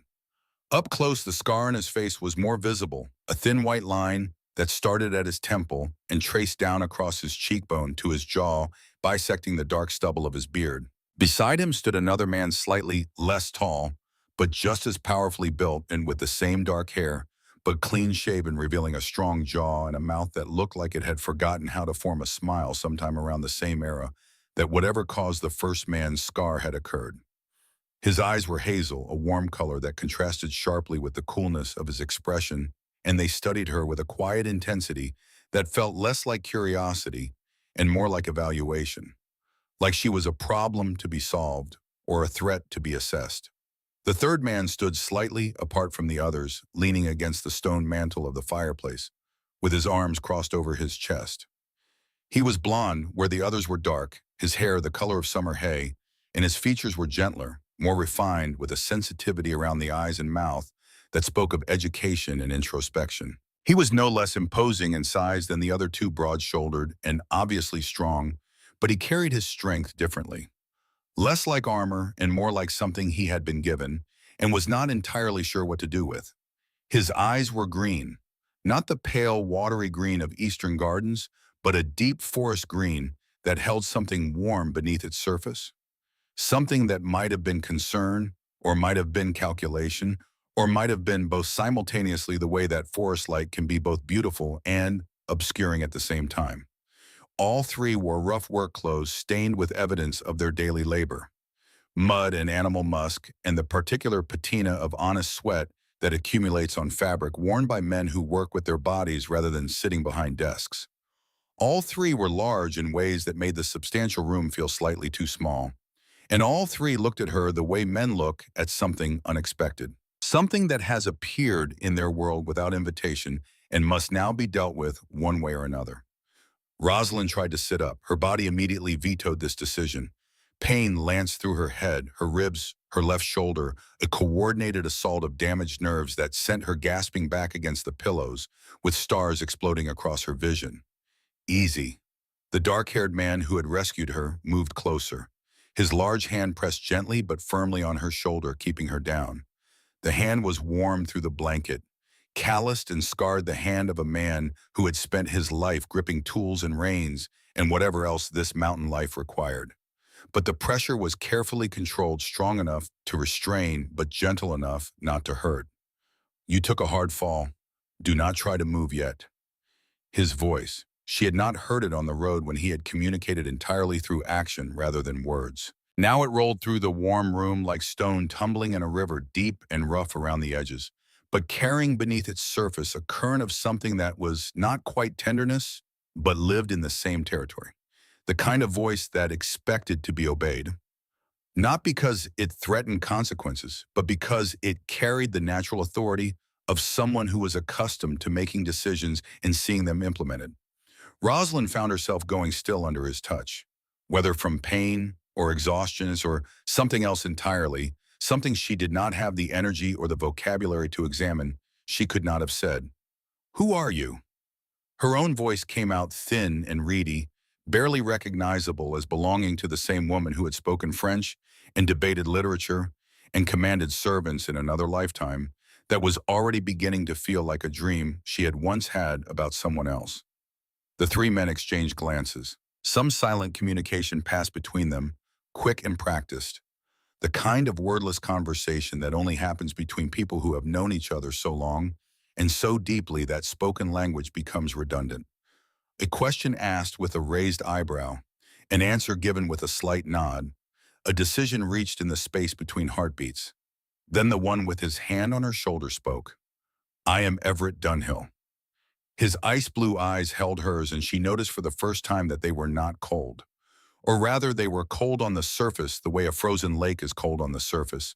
But beneath the ice there was depth and movement, and the suggestion of currents that ran strong and warm in places the surface could not reveal. This is my brother Briggs, he gestured to the clean-shaven man with the hazel eyes. And that is Orrin Lacey. We own Brennan Ridge Ranch. The words hit Rosalind with the force of a second impact. Brennan Ridge Ranch. The name from the advertisement. The destination she had traveled 2,000 miles to reach. The place she had stolen for and planned for and nearly died for. She was here.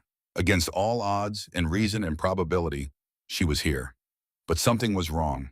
The advertisement had mentioned children, had mentioned teaching, had implied a position that involved education and domestic management and the kind of work that a woman of her training was equipped to perform.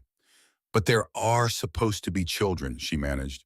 Her voice was barely above a whisper, but in the warm silence of the room it carried clearly, young ones who need teaching. The expressions on the three men's faces shifted simultaneously. Something dark and unreadable passed between them, quick as shadows crossing the sun, a shared recognition of a subject they had clearly discussed before, and reached conclusions about that they were not entirely comfortable sharing. There are no children, Everett said quietly.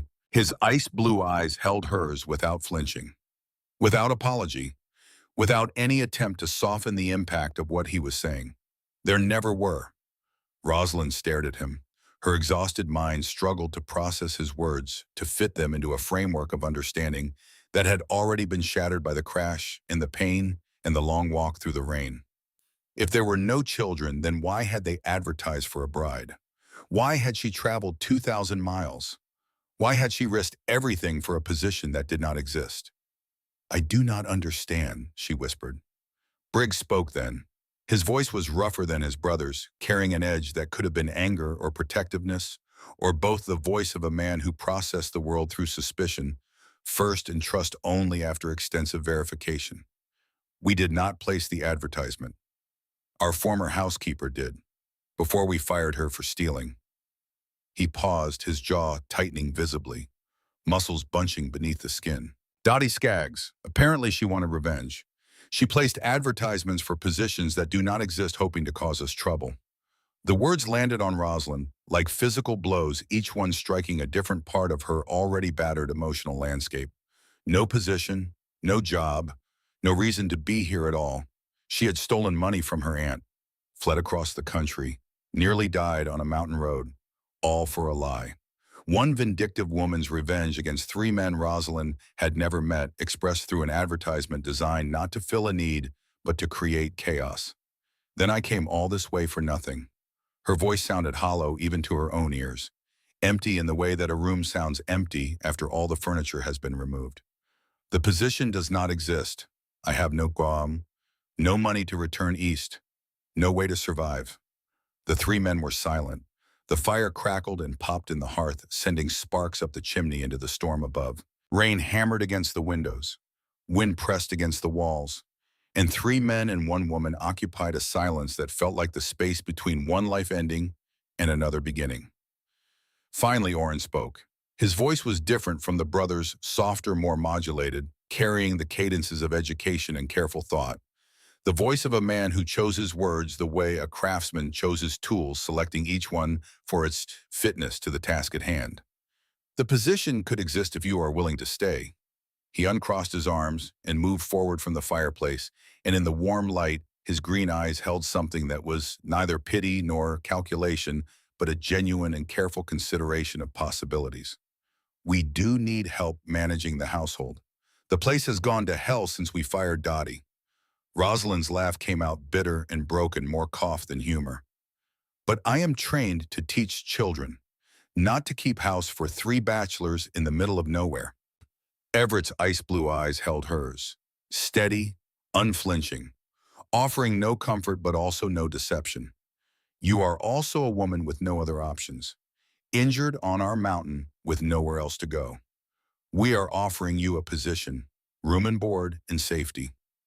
He paused and something shifted in his expression, a door opening, just a crack, to reveal a room she could not yet see into. The alternative is, we give you money for a stage ticket back east once you are healed and you return to whatever you left behind. Whatever you left behind, the words hung in the air like smoke. And in that moment, Rosalind saw it all with perfect clarity. Not just the choice between staying and going, but the entirety of what each option meant. Going back meant Aunt Prudence, meant the cold parlor and the disapproving eyes in the endless, grinding campaign to mold her into something she was not. Meant Aldous Whitfield in his damp hands, in his patient, predatory smile. Meant the wedding dress hanging like a ghost. Meant a life sentence served in silk and crystal, comfortable and suffocating and utterly devoid of the one thing that mattered. Going back meant death. Not the quick, honest death of a mountain storm, but the slow death of a spirit confined to spaces too small to contain it.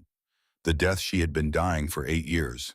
Staying meant uncertainty, meant 3 strange men in a house in the wilderness, in work she had never done, in a future she could not predict. Meant scandal if anyone ever found out. Meant burning every bridge that connected her to the world she had known. Staying meant life, unknown and perhaps dangerous, but undeniably, irrefutably alive. I will stay, she heard herself say. The words came from somewhere deeper than conscious thought, from the same place that had read the advertisement and felt a door open and known with a certainty that transcended reason that her life was on the other side of it. At least until spring, when the pass is clear. By then, I will have saved enough to go somewhere else.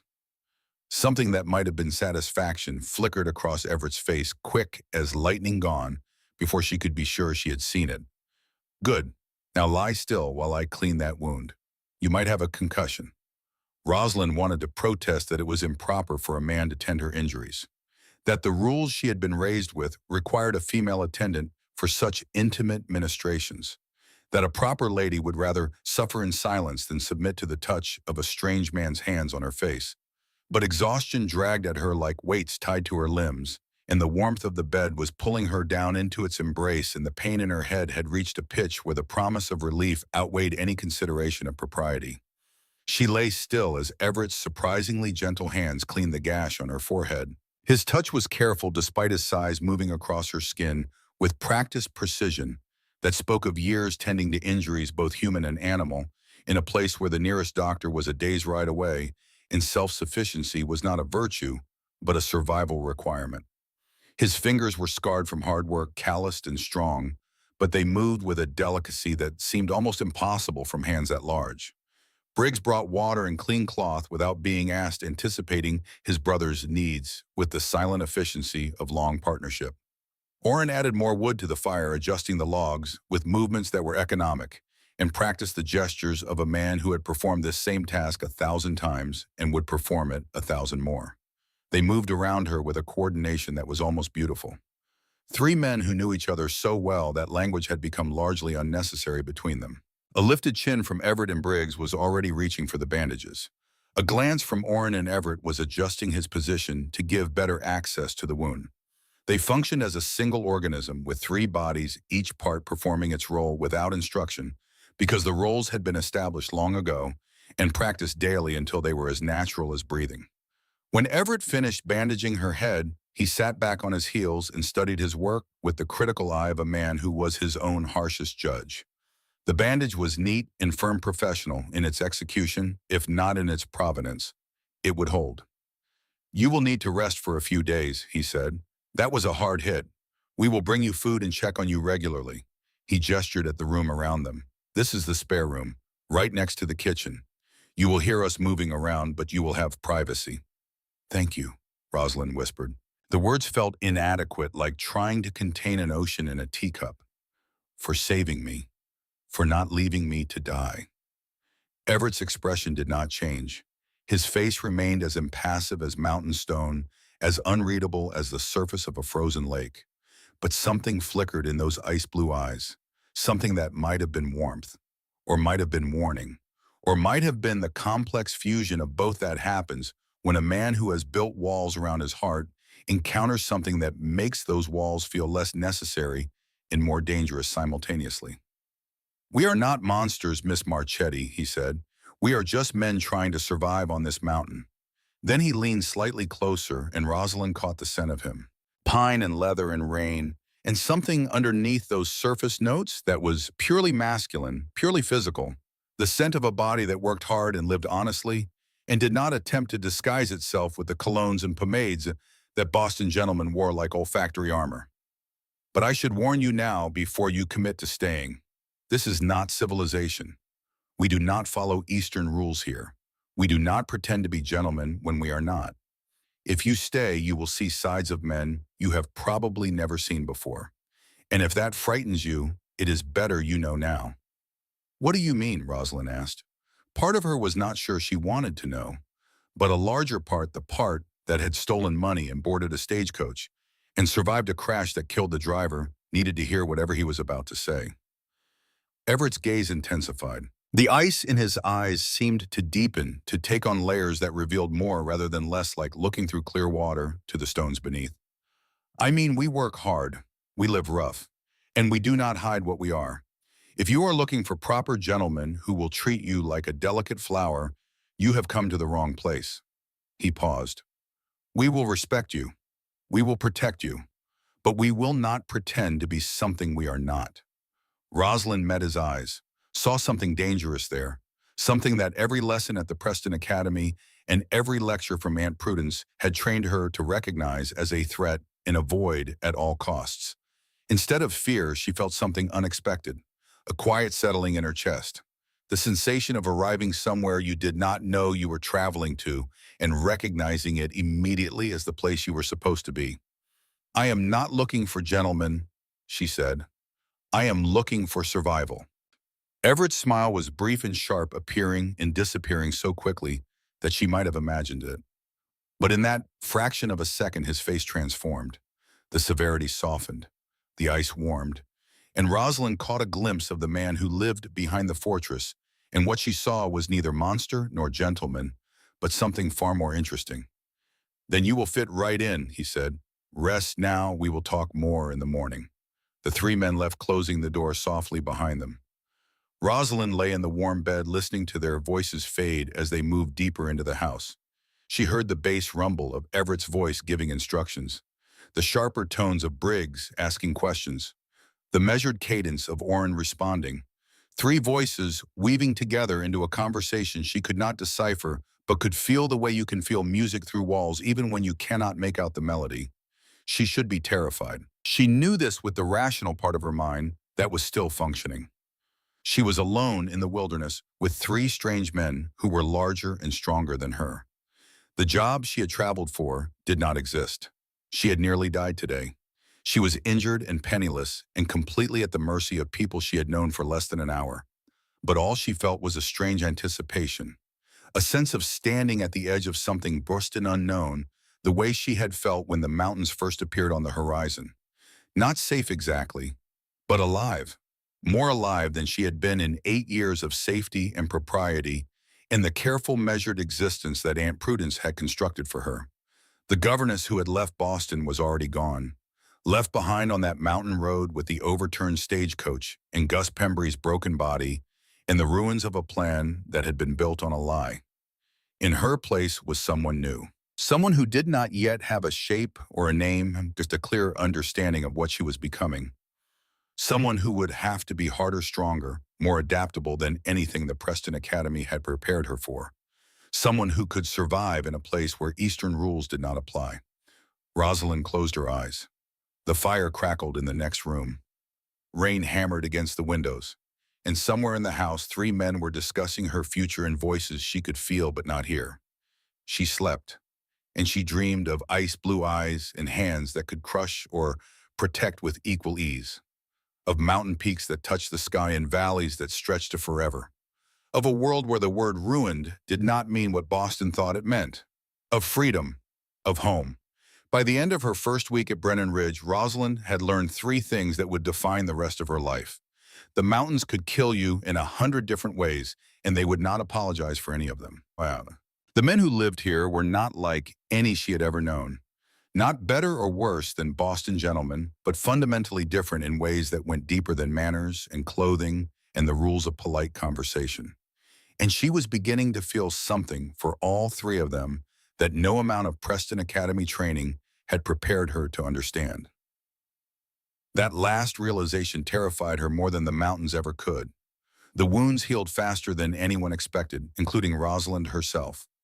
The gash on her forehead closed cleanly within the first week, the edges of torn skin knitting together with the stubborn efficiency of a body that had decided to cooperate with survival, regardless of the mind's uncertainties. The wound left a thin scar hidden beneath her hairline, a permanent souvenir of the night she had arrived at Brennan Ridge more dead than alive. Her ribs remained tender but functional, aching when she moved too quickly or breathed too deeply or forgot herself and laughed, which happened rarely enough that the pain served as a kind of punctuation mark for the few genuine moments of joy that punctuated those early days. By the seventh day, she could move through the house without gasping at every step. By the 10th, she was itching to do something useful. By the 14th, she had declared herself recovered and begun the work that would transform both the household and herself.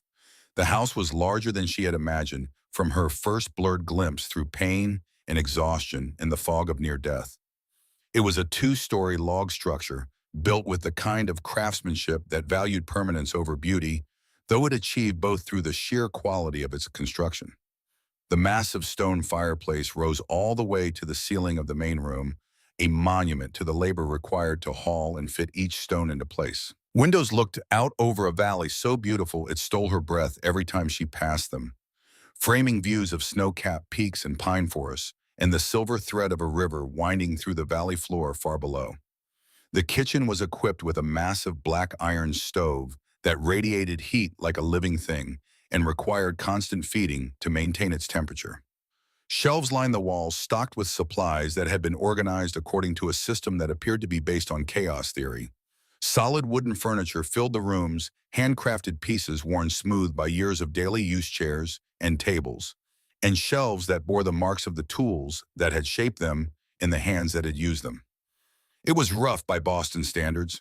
No silk curtains softened the windows. No crystal chandeliers caught and scattered the light. No delicate china sat displayed behind glass doors for visitors to admire and envy. But there was something about this house that felt more real, more substantial, more honestly itself than any mansion Rosalind had ever entered. This was a home built for living rather than for showing off. Every surface bore the evidence of actual use. Every piece of furniture had been designed to serve a function rather than to impress a guest. Every room spoke of people who cared more about warmth than elegance, and more about durability than decoration. She began to learn the rhythms of the household, the daily patterns that governed life on a mountain ranch, with the same regularity and inevitability as the seasons that governed the land itself. Everett rose before dawn every day, pulling on he boots in the darkness and heading out to work with the cattle and horses. Before the sun had cleared the eastern peaks, he returned hours later smelling of animals and hay and cold mountain air, his clothes bearing the evidence of labor that would have exhausted most men before breakfast. At meals, he said little, eating with the focused efficiency of someone who viewed food as fuel rather than pleasure. But his eyes missed nothing. Rosalind often felt his gaze on her when she moved through the kitchen or the main room, those ice-blue eyes tracking her with a watchfulness that was not threatening, but was intensely, continuously aware. There was something about Everett that commanded attention even in silence, especially in silence. He moved through the house with controlled power, every gesture deliberate, every action efficient, wasting neither motion nor energy on anything that did not serve a purpose. The scar on his face caught the firelight in the evenings, a reminder of violence survived, and the shadows in his eyes spoke of losses that Rosalind could sense but not yet name. Grief lived behind those ice-blue walls. She recognized it because she carried her own. Briggs was harder to read. He watched Rosalind with undisguised suspicion. During those first days, his hazel eyes tracking her movements with the wariness of a man who had been badly burned and was determined not to let fire near him again. He spoke to her only when necessary, his words clipped and economical, stripped of warmth or invitation. He was not cruel. He was simply closed, shut down, barricaded behind walls that had been built to withstand something specific and terrible. But Rosalind also discovered that he was an artist. She found the evidence on a Tuesday afternoon during her second week, while exploring the corners of the main room, that she had not yet had the energy to investigate. In a corner near the window that received the best light, stood an old easel, its wooden legs stained with years of accumulated paint. Behind it leaned stacks of canvases, some blank, some bearing images that made Rosalind stop and stare, with her hand pressed against her mouth. The paintings were beautiful. Not in the decorative way that the watercolors at the Preston Academy had been beautiful, carefully composed scenes designed to demonstrate technical competence and appropriate taste. These were beautiful the way a storm is beautiful, or a scar or a mountain face that has been carved by millennia of wind and ice, full of empty spaces and deep shadows and colors that ached with loneliness. Landscapes where the sky took up most of the canvas and the earth seemed small and humble beneath it. Studies of light falling across snow in ways that made the cold feel almost warm. A portrait of a horse standing alone in a field, its head turned towards something beyond the frame, something the viewer would never see. She caught him sketching one afternoon sitting by the window with a pad balanced on his knee and a pencil moving across the paper with quick, sure strokes that seemed to bypass conscious thought entirely. His hazel eyes were soft in that moment, unguarded, focused on something only he could see. And in that unguarded moment, Rosalind glimpsed the man behind the walls, a man of tremendous sensitivity who had chosen to hide that sensitivity behind gruffness and suspicion because the world had taught him that tenderness was a vulnerability, and vulnerability was a death sentence. She backed away before he noticed her watching, but the image stayed with her, the artist in the body of a mountain man hiding beauty behind barricades. Orrin was the easiest to know and perhaps the most surprising. He had education. Rosalind recognized it immediately the way you recognize a shared language when you hear it spoken in a foreign country. She heard it in the precise construction of his sentences, in the literary references he dropped into casual conversation, with the easy familiarity of someone who had absorbed great books so thoroughly that they had become part of his natural vocabulary. She saw it in the volumes scattered throughout the house with his name written inside the front covers in careful, elegant handwriting. Shakespeare and Milton and Keats, Wordsworth and Byron and Shelley. Not the reading material one expected to find in the home of Colorado ranchers, and certainly not in the quantity that filled the shelves and end tables and windowsills of Brennan Ridge. He was the most willing to talk. During her recovery in the early days of her work, Orrin would sit with her for extended periods, explaining how the ranch operated, describing the seasonal rhythms of mountain life, sharing stories about the years he and the Dunhill brothers had spent building this place from raw land and raw determination. His green eyes were kind when he spoke, genuinely kind, not with the practiced kindness of Boston gentlemen who had been trained to simulate warmth, but with the real warmth of a man who had spent years without someone to talk to and was grateful for the opportunity. He told her about his past in pieces, the way you might reveal a landscape by opening shutters one at a time. He had come from Boston, he said, watching her face to see if the connection registered. His family was wealthy and cultivated, and completely indifferent to the existence of a third son who had refused to follow the path they had laid out for him. First son got the business, second son got the law practice. Third son got whatever was left over, which in Orrin's case was the freedom that comes from being so thoroughly dismissed that no one cares what you do with yourself. He had wandered west at 20 years old, carrying nothing but books and a broken heart, and the particular kind of loneliness that belongs to people who have been surrounded by family their entire lives without ever once being seen. He drifted through mining towns and cattle towns and railroad towns, working whatever jobs were available, sleeping wherever he could find shelter, searching for something he could not name but would recognize when he found it. He found it at Brennan Ridge, or rather he found Everett and Briggs, and they found in each other the family that blood had denied them. Three men who had each been broken in different ways, discovering that the broken pieces fit together. "They are my true family," Orrin told Rosalind one evening, his voice carrying the quiet conviction of absolute certainty. "And I hope if you stay long enough, you will understand why." She was beginning to understand. She was beginning to see that these three men were bound together by something deeper than partnership or friendship or even the brotherhood they claimed. They functioned as a unit, a family forged by choice rather than birth, and the bonds between them were stronger for having been chosen deliberately rather than imposed by accident of blood. And she was beginning to understand that if she stayed here, she would be entering that unit, not as an outsider looking in, but as a new element being incorporated into a structure that had been complete in itself and was now somehow making room for something it had not known it needed. The kitchen was where she made her first stand.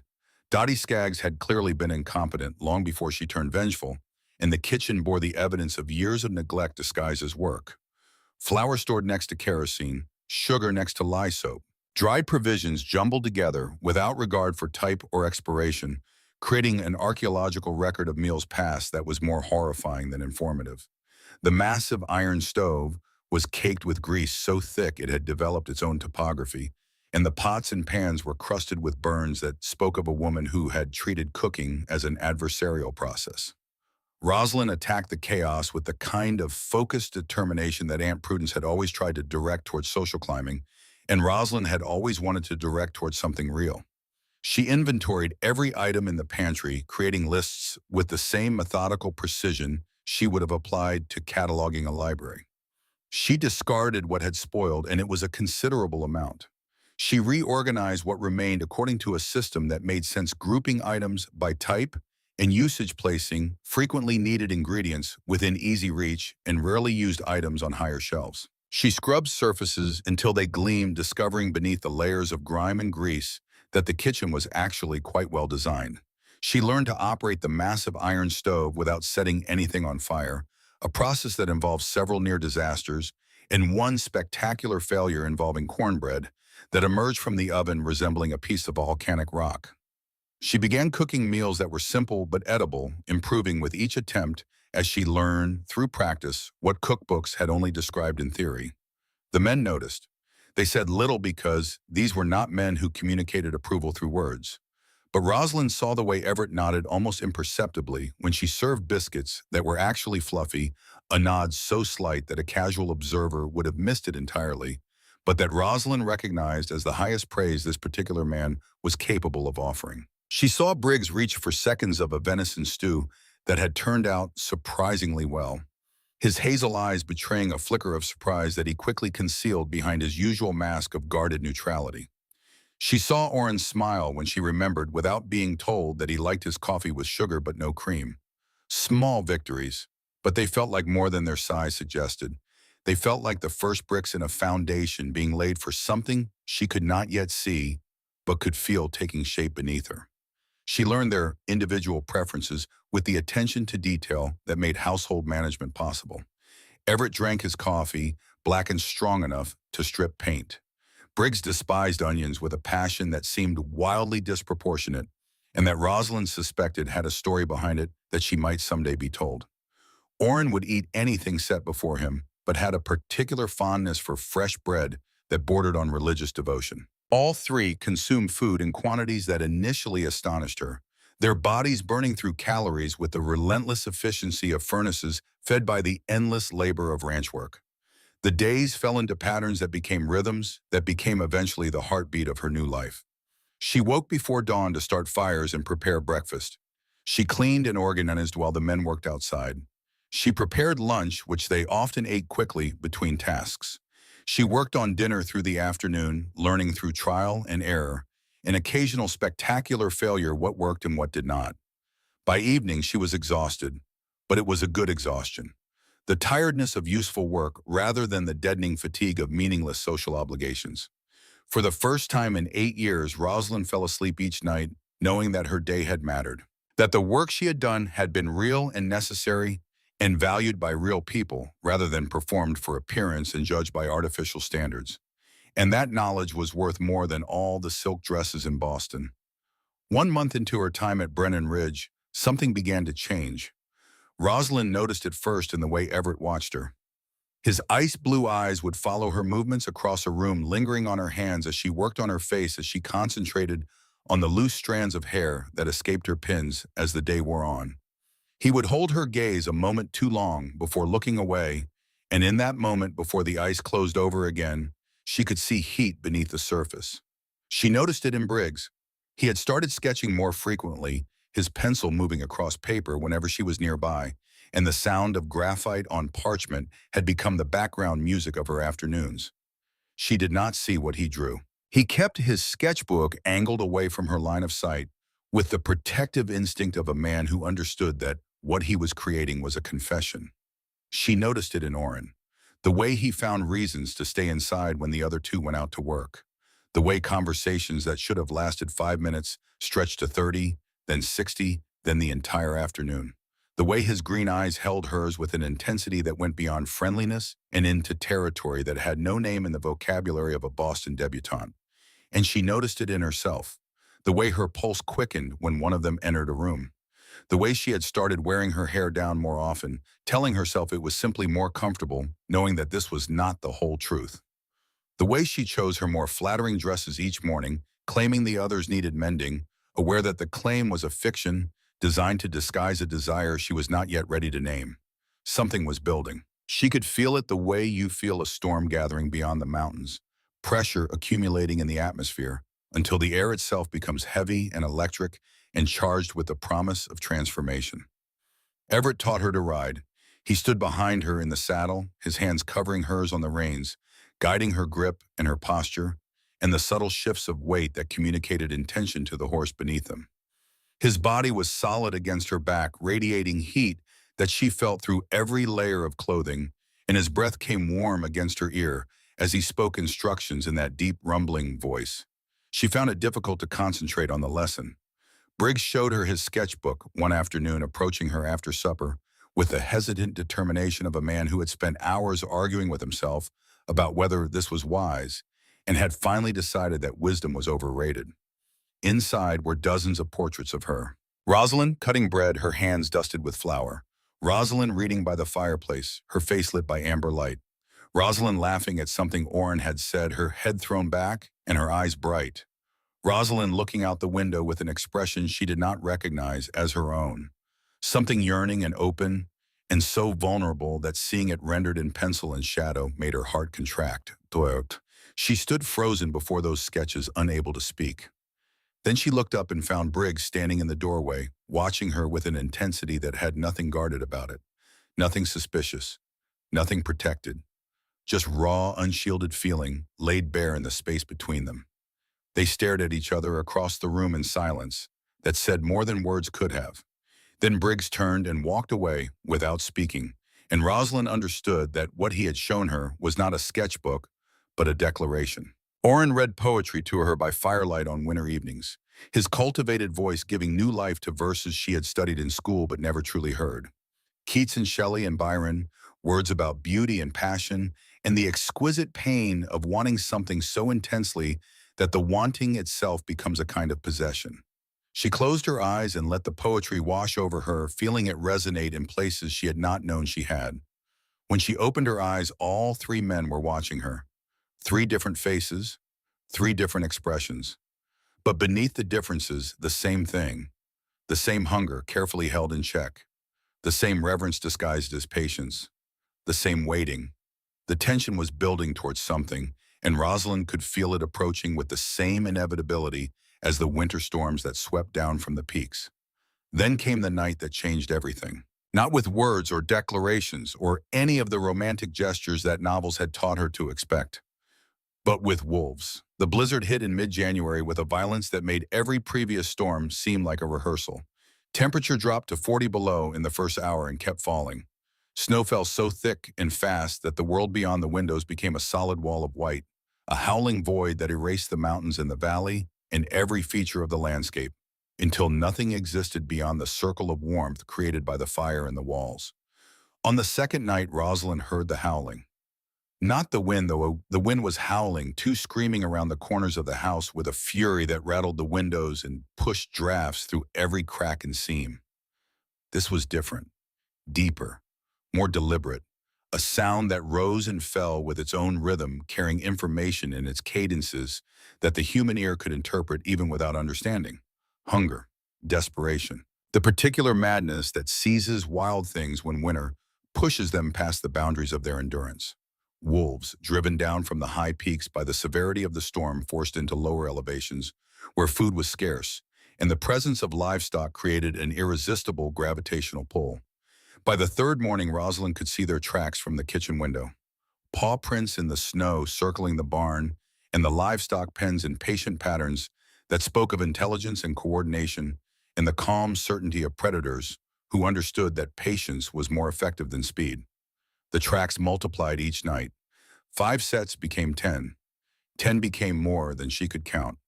On the third night, the wolves attacked. The sound that woke her was not howling but screaming. Horses screaming the same primal sound she had heard on the mountain road when the stagecoach went over, and the recognition of that sound sent her heart into her throat before her conscious mind had fully engaged. She was out of bed and running through the house before the thought could intervene.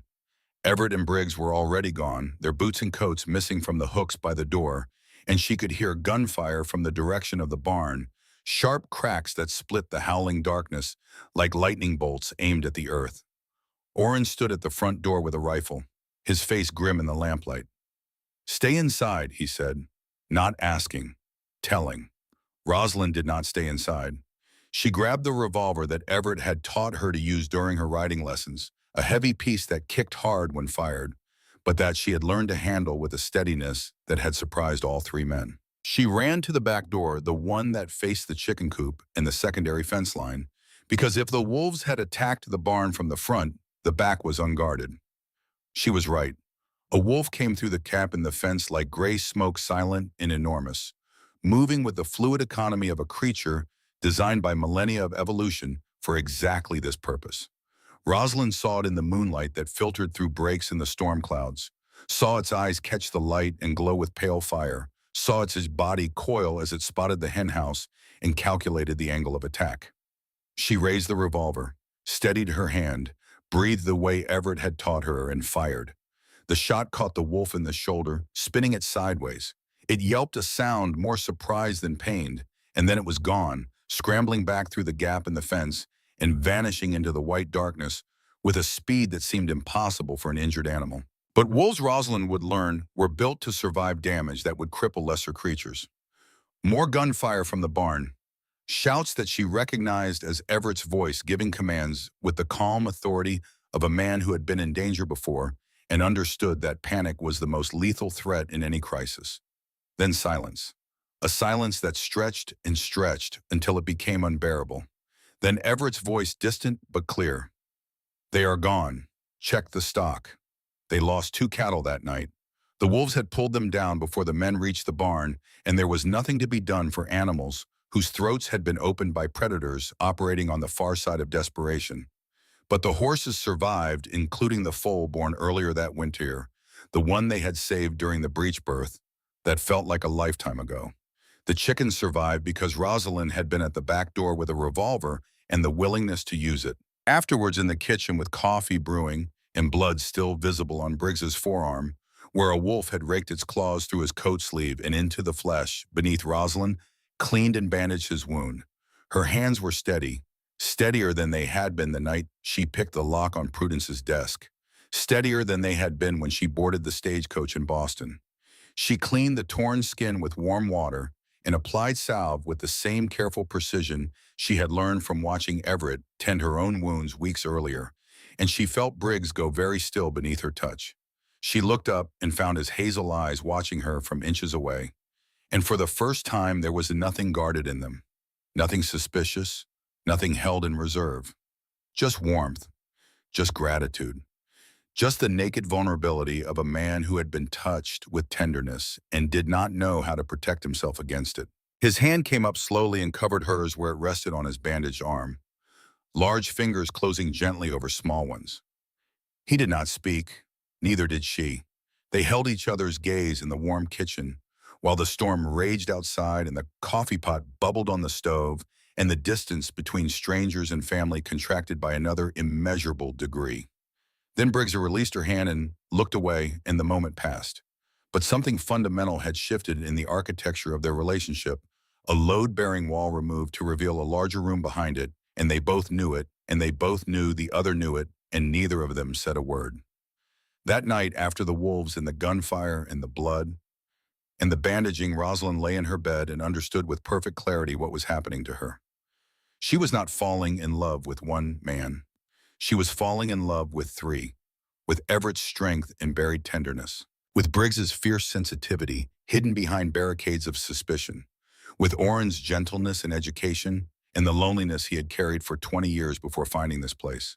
She was falling in love with all of them, and it should have been impossible, and it should have been wrong, and it should have frightened her. It did not frighten her. It felt like coming home. The conversation happened the next morning.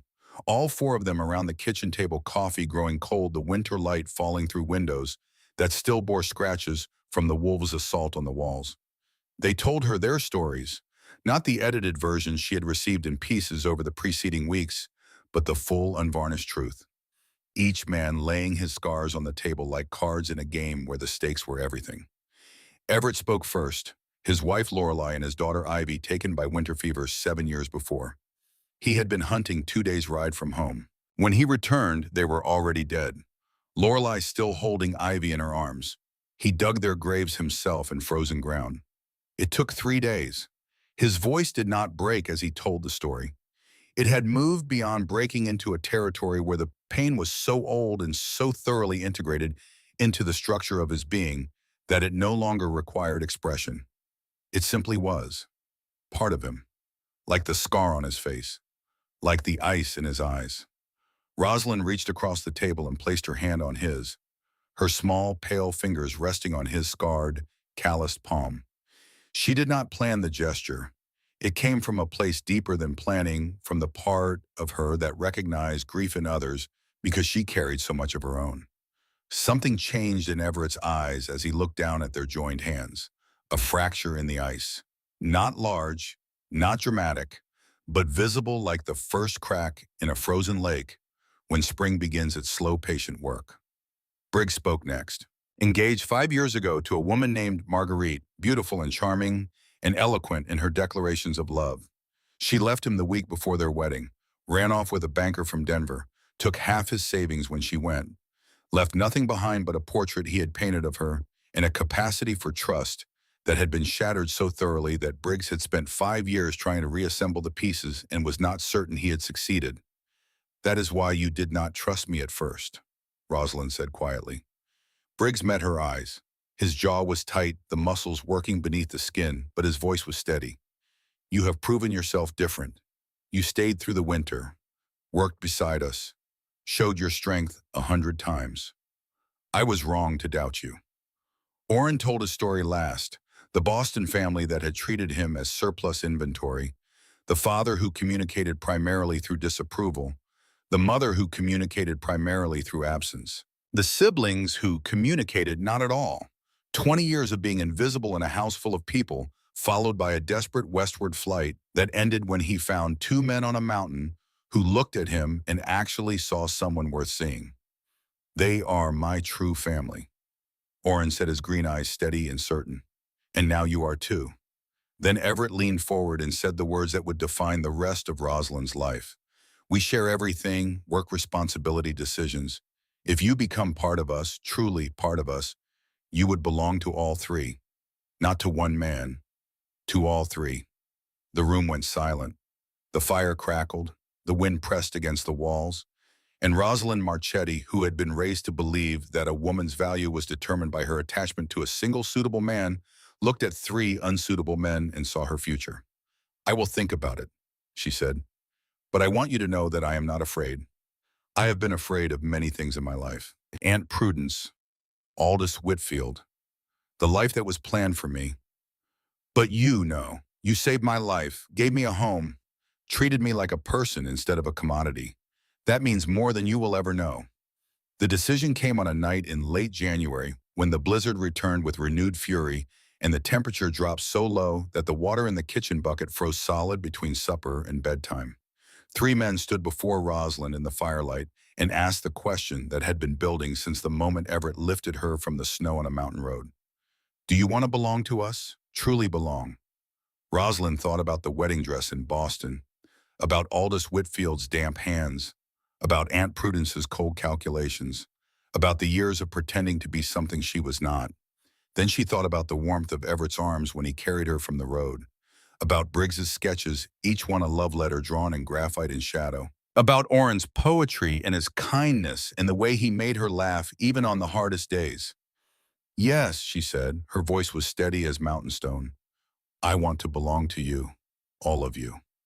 What followed was private. It belonged to four people and the fire and the storm and the mountain that sheltered them. When the first gray light of dawn crept through the windows, Rosalind lay warm and safe and profoundly changed, surrounded by three men who had claimed her heart completely. She had been ruined by every standard of polite society, ruined thoroughly and absolutely, and without the slightest possibility of redemption. But lying there in the dawn light, feeling their warmth around her, Rosalind thought that perhaps ruined was just another word for free. The weeks that followed were the happiest of Rosalind's life. During the days, the rhythms continued. She cooked and cleaned and organized. The men worked outside. The ranch functioned. But the quality of everything changed. There was warmth now in places that had been merely functional. Laughter where there had been silence. Connection where there had been careful distance. They told her more of themselves during long winter nights by the fire. Everett spoke about Lorelei and Ivy, and Rosalind saw the frozen grief in him begin to thaw, slowly, painfully, the way a frozen limb returns to life with sensation that is agonizing and wonderful in equal measure.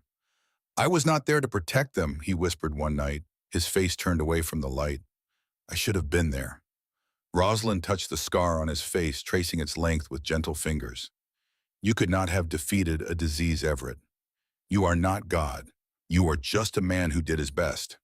Something locked behind those ice-blue eyes for 7 years began slowly and painfully to release. Briggs showed her the portrait he had painted of Marguerite. It was technically brilliant and emotionally devastating, capturing a face that held cruelty beneath its beauty, the way a sheathed blade hides the edge. He had torn it apart once Rosalind could see the lines where the canvas had been ripped and then carefully, painstakingly reassembled, as if he could not bring himself to completely destroy the evidence of his own pain. "I hate her," Briggs said, "but I am also grateful. If she had not betrayed me, I might have married her, lived a comfortable, dishonest life in Denver, would never have come to this mountain. Never met you." Orrin told her more about his Boston family, the house where he had grown up surrounded by expensive things and emotional poverty, the particular cruelty of being ignored rather than mistreated, because at least cruelty acknowledges your existence. "They gave me everything except the one thing I needed," Orrin said, "to be seen. Everett and Briggs see me, and now you see me too." They were becoming a family. Unconventional. Scandalous. Impossible by every standard Rosalind had ever been taught to respect. But real. Loving. Hers. Then 6 weeks after that first night, the threat arrived from the east, like a hand reaching across 2,000 miles to drag her back into the cage. The supply wagon driver brought a letter from town, and Rosalind recognized the handwriting on the envelope before she even took it from his hand. The precise, critical script of Aunt Prudence. Each letter formed with the controlled pressure of a woman who approached even penmanship as an exercise in authority. Her hands trembled as she broke the seal. "Rebecca, I know where you are and what you are doing. Dottie Skaggs was kind enough to inform me of your disgraceful situation. Living unmarried with 3 men like a common harlot, you have humiliated the Marchetti family completely. Mr. Aldous Whitfield has graciously agreed to overlook your indiscretion if you return immediately. I have hired a Pinkerton detective to ensure your safe return to Boston. He will arrive within the week. Do not make this more difficult than it needs to be." Rosalind read the letter 3 times, each repetition sending her blood running colder. She looked up to find all 3 men reading over her shoulder, their faces hardening simultaneously, 3 jaws tightening with the synchronized precision of men who had identified a threat and were already calculating how to neutralize it. "Let her come," Briggs said flatly. "We will send her back."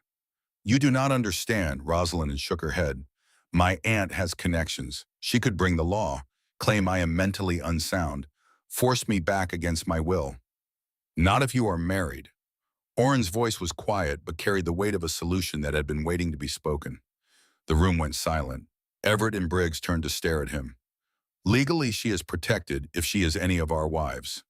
Everett looked at Rosalind. Then slowly, deliberately, he went to one knee. This man who commanded every room he entered, who moved through the world with the controlled power of a force of nature, knelt on the wooden floor of a log house in the Colorado mountains and looked up at her with eyes that held no ice at all. "Rosalind Marchetti, I cannot give you normal. I cannot give you society's approval. I cannot even promise you the kind of life your aunt would consider respectable. But I can promise to protect you, provide for you, and must love you until my last breath. Marry me legally. Let me give you that protection." "What about Briggs and Orrin?" Rosalind's eyes filled with tears. "We will have our own ceremony," Briggs said, his rough voice unexpectedly gentle. "Private, real. The legal marriage is just paper to protect you, but in our hearts, you are wife to all of us." 2 weeks later, a traveling preacher named Reverend Clement Oakes performed a simple ceremony in the ranch house. Rosalind wore a white cotton dress she had sewn herself, plain and honest, and nothing at all like the silk ghost that had hung in her Boston bedroom. Everett placed a gold band on her finger engraved on the inside with 3 initials, EBO. After Reverend Oakes pronounced them husband and wife, Everett kissed her. Then, to the Reverend's undisguised horror, Briggs kissed her, then Orrin. "We are unorthodox," Orrin told the scandalized preacher with a slight smile, "but we are honest." That night, after the Reverend had departed at a pace suggesting he feared for either his soul or his safety, they held their own private ceremony. Each man made vows to Rosalind. Each gave her a personal token. Everett's mother's locket, Briggs's favorite knife, the one he had carried since he was 15.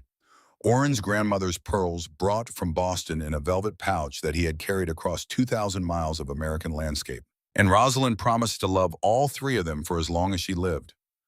The peace lasted 1 week. Then the window shattered at midnight. Gunfire lit up the darkness and strobing flashes that turned the bedroom into a nightmare of shadow and light. Glass exploded inward in a shower of glittering fragments that caught the muzzle flashes and threw them back in 1,000 directions. Rosalind dove for the floor as the bullets punched through the wooden walls, each impact sounding like a fist striking a door. Everett and Briggs moved with the coordinated speed of men who had prepared for exactly this scenario. Rifles appeared in their hands as if conjured from the air. They took positions at the shattered windows and returned fire with the calm, methodical precision of experienced marksmen who understood that accuracy mattered more than volume. Orrin shielded Rosalind with his body, pressing her flat against the floor and covering her with his own mass, and she felt the impact of his heartbeat against her back, fast but steady, the heart of a man who was afraid but had decided that fear was irrelevant. The attack lasted less than 5 minutes. Then the raiders retreated into the night, their horses carrying them away from the return fire they had not expected from a ranch they had assumed would be easy to intimidate. At dawn, they found the evidence: tracks from 4 horses, shell casings from professional weapons, and a note pinned to the barn door with a knife that was clean and new and expensive. Mrs. Prudence Marchetti offers $1,000 reward for Rosalind. Marchetti returned unharmed to Boston. She will not stop. Rosalind stared at the note with blood cold in her veins. She does not know who she is dealing with, Everett said quietly, his hand resting on his rifle. They fortified the ranch. Boarded windows, barricaded doors, set watches that rotated every 4 hours, each man sleeping in shifts while the others stood guard. Rosalind learned to shoot the rifle with deadly accuracy, her hands steady on the weapon despite the constant hum of fear that vibrated through her body like a plucked wire. The Pinkerton agents circled like wolves, a comparison that was not lost on any of them. Tracks appeared in the snow each morning. Movement flickered at the tree line. The constant, patient pressure of professionals who were being paid well enough to be thorough.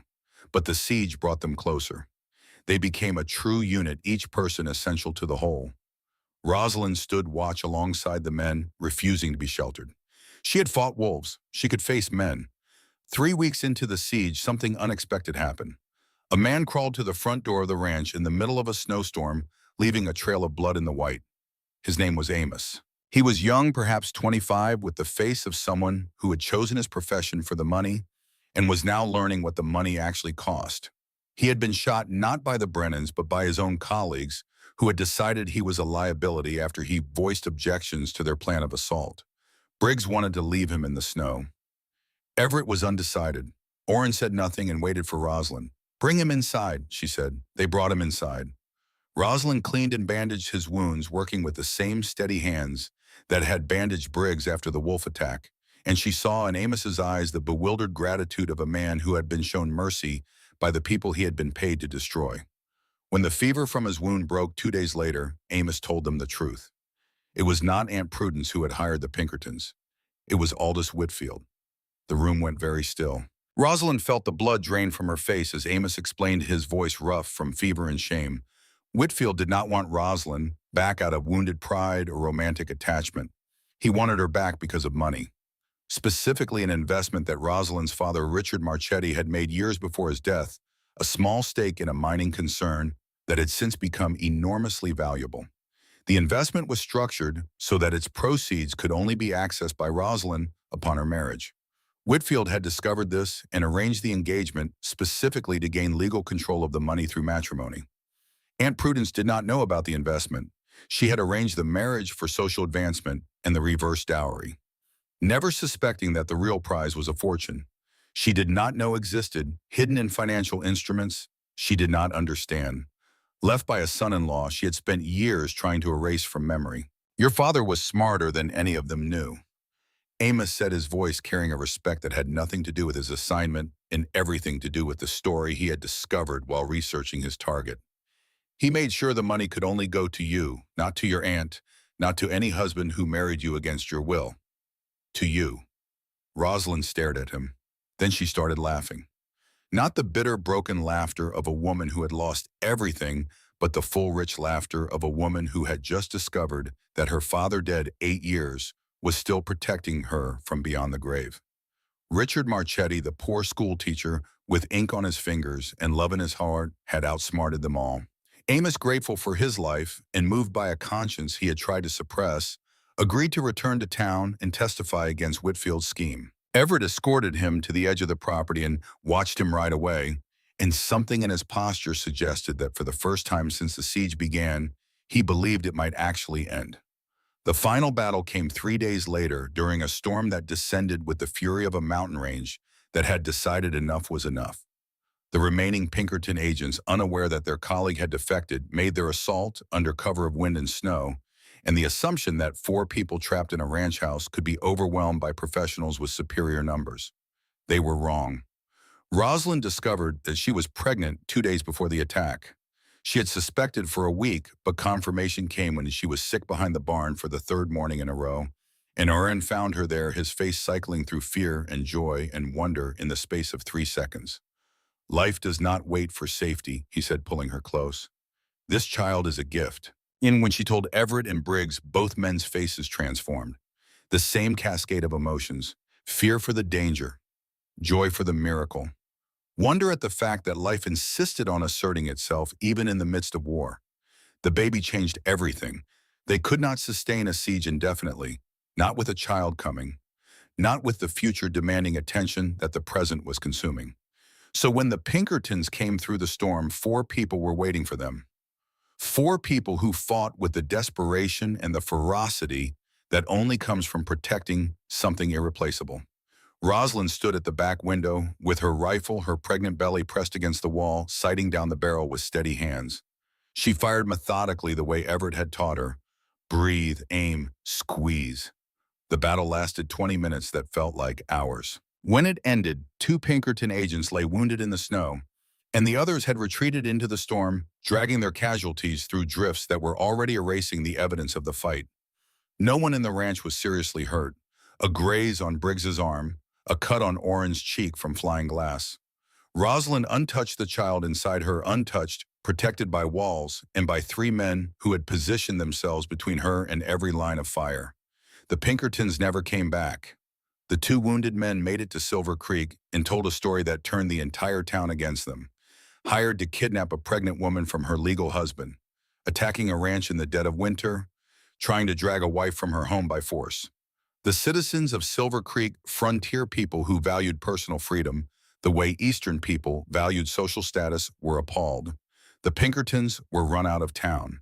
Amos testified before a territorial judge. And Aldous Whitfield's scheme collapsed like a house built on lies and greed, which was precisely what it was. A letter came from Harriet Yardley, the doctor's wife, who had befriended Rosalind during a supply trip to town.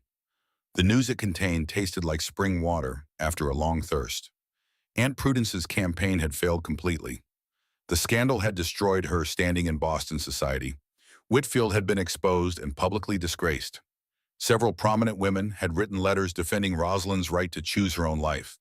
And her uncle Bradford, Prudence's own brother, had made a public statement that cut through the social machinery like a blade through silk.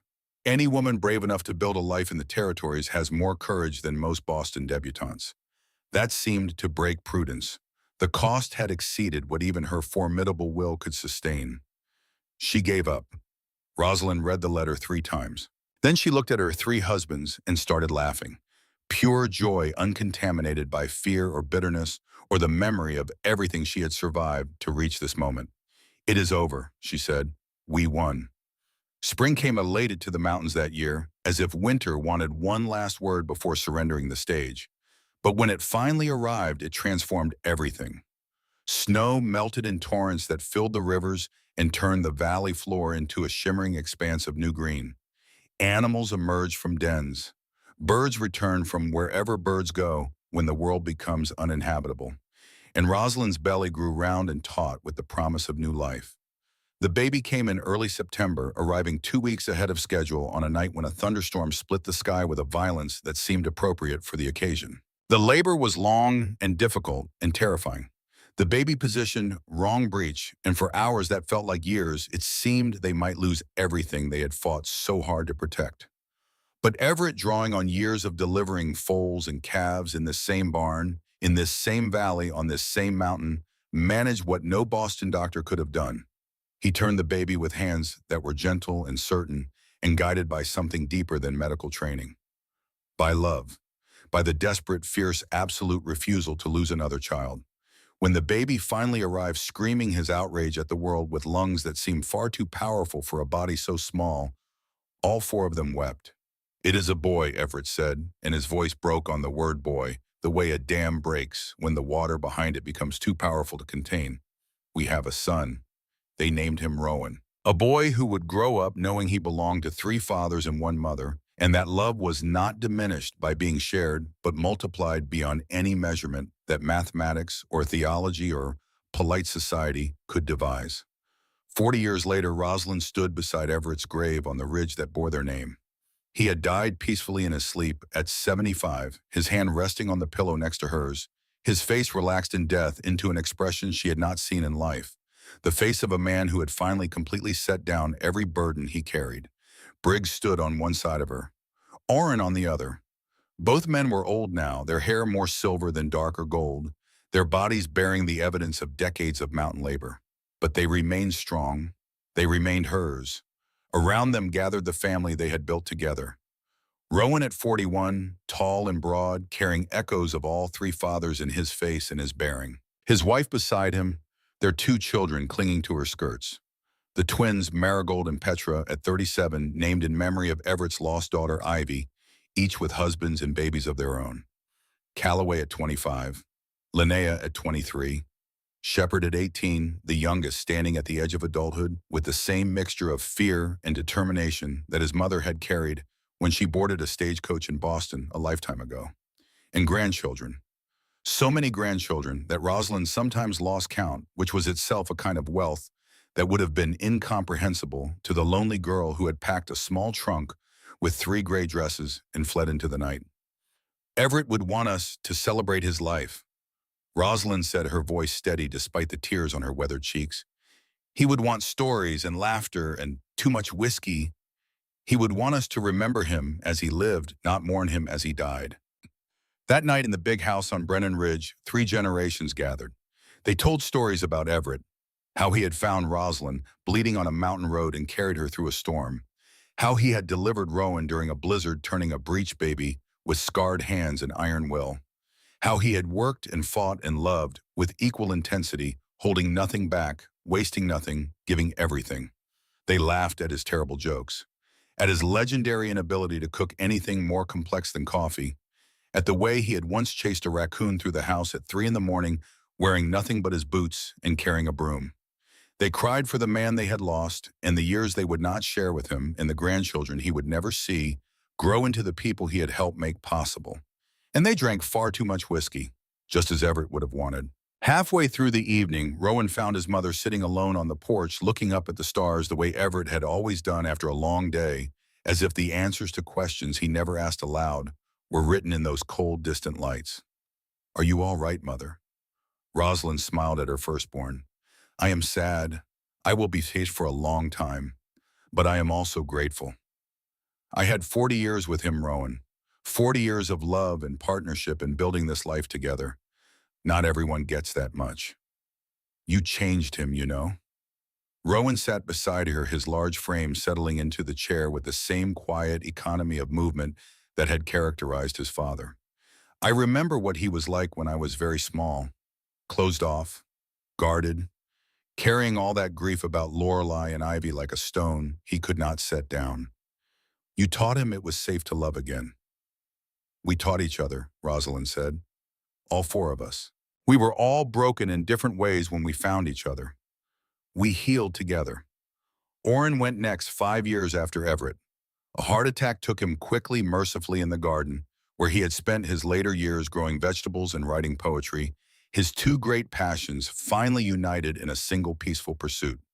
Rosalind found him there on a summer morning sitting in his chair, with his hands still wrapped around a pen, a half-finished verse about love and mountains and the way time changes everything except the things that matter, lying on the paper beside him.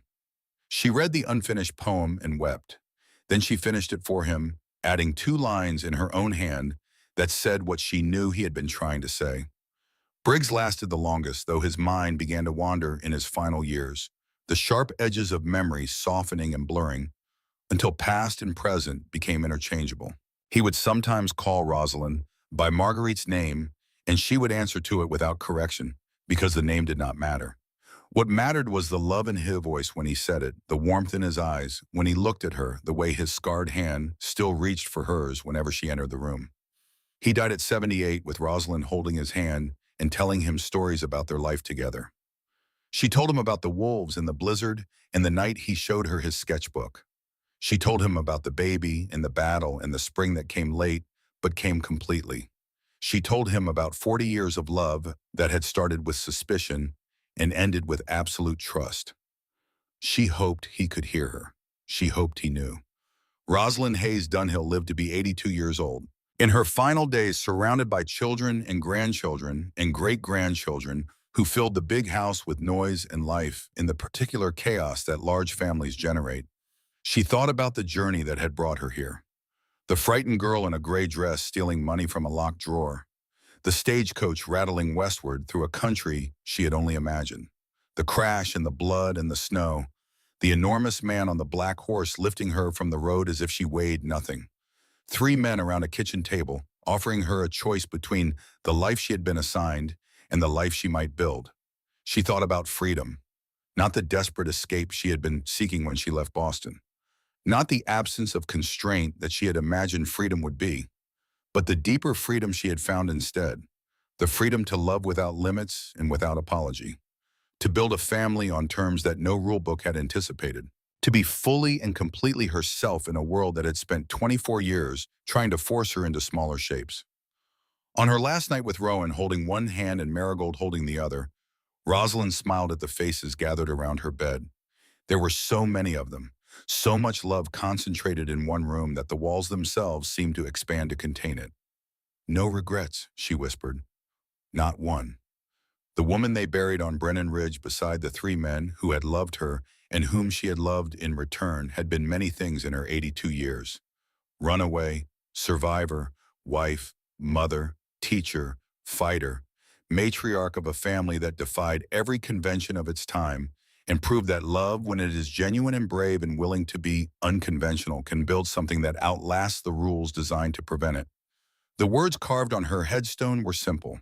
They needed no elaboration, no explanation, no defense. Rosalind Hayes Dunhill, beloved, free. And every spring after that, wildflowers grew around her grave, pushing up through mountain soil that had once nearly claimed her life.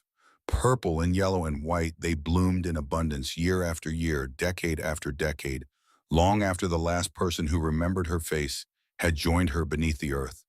A testament to the stubborn, beautiful, unconquerable power of things that refuse to die.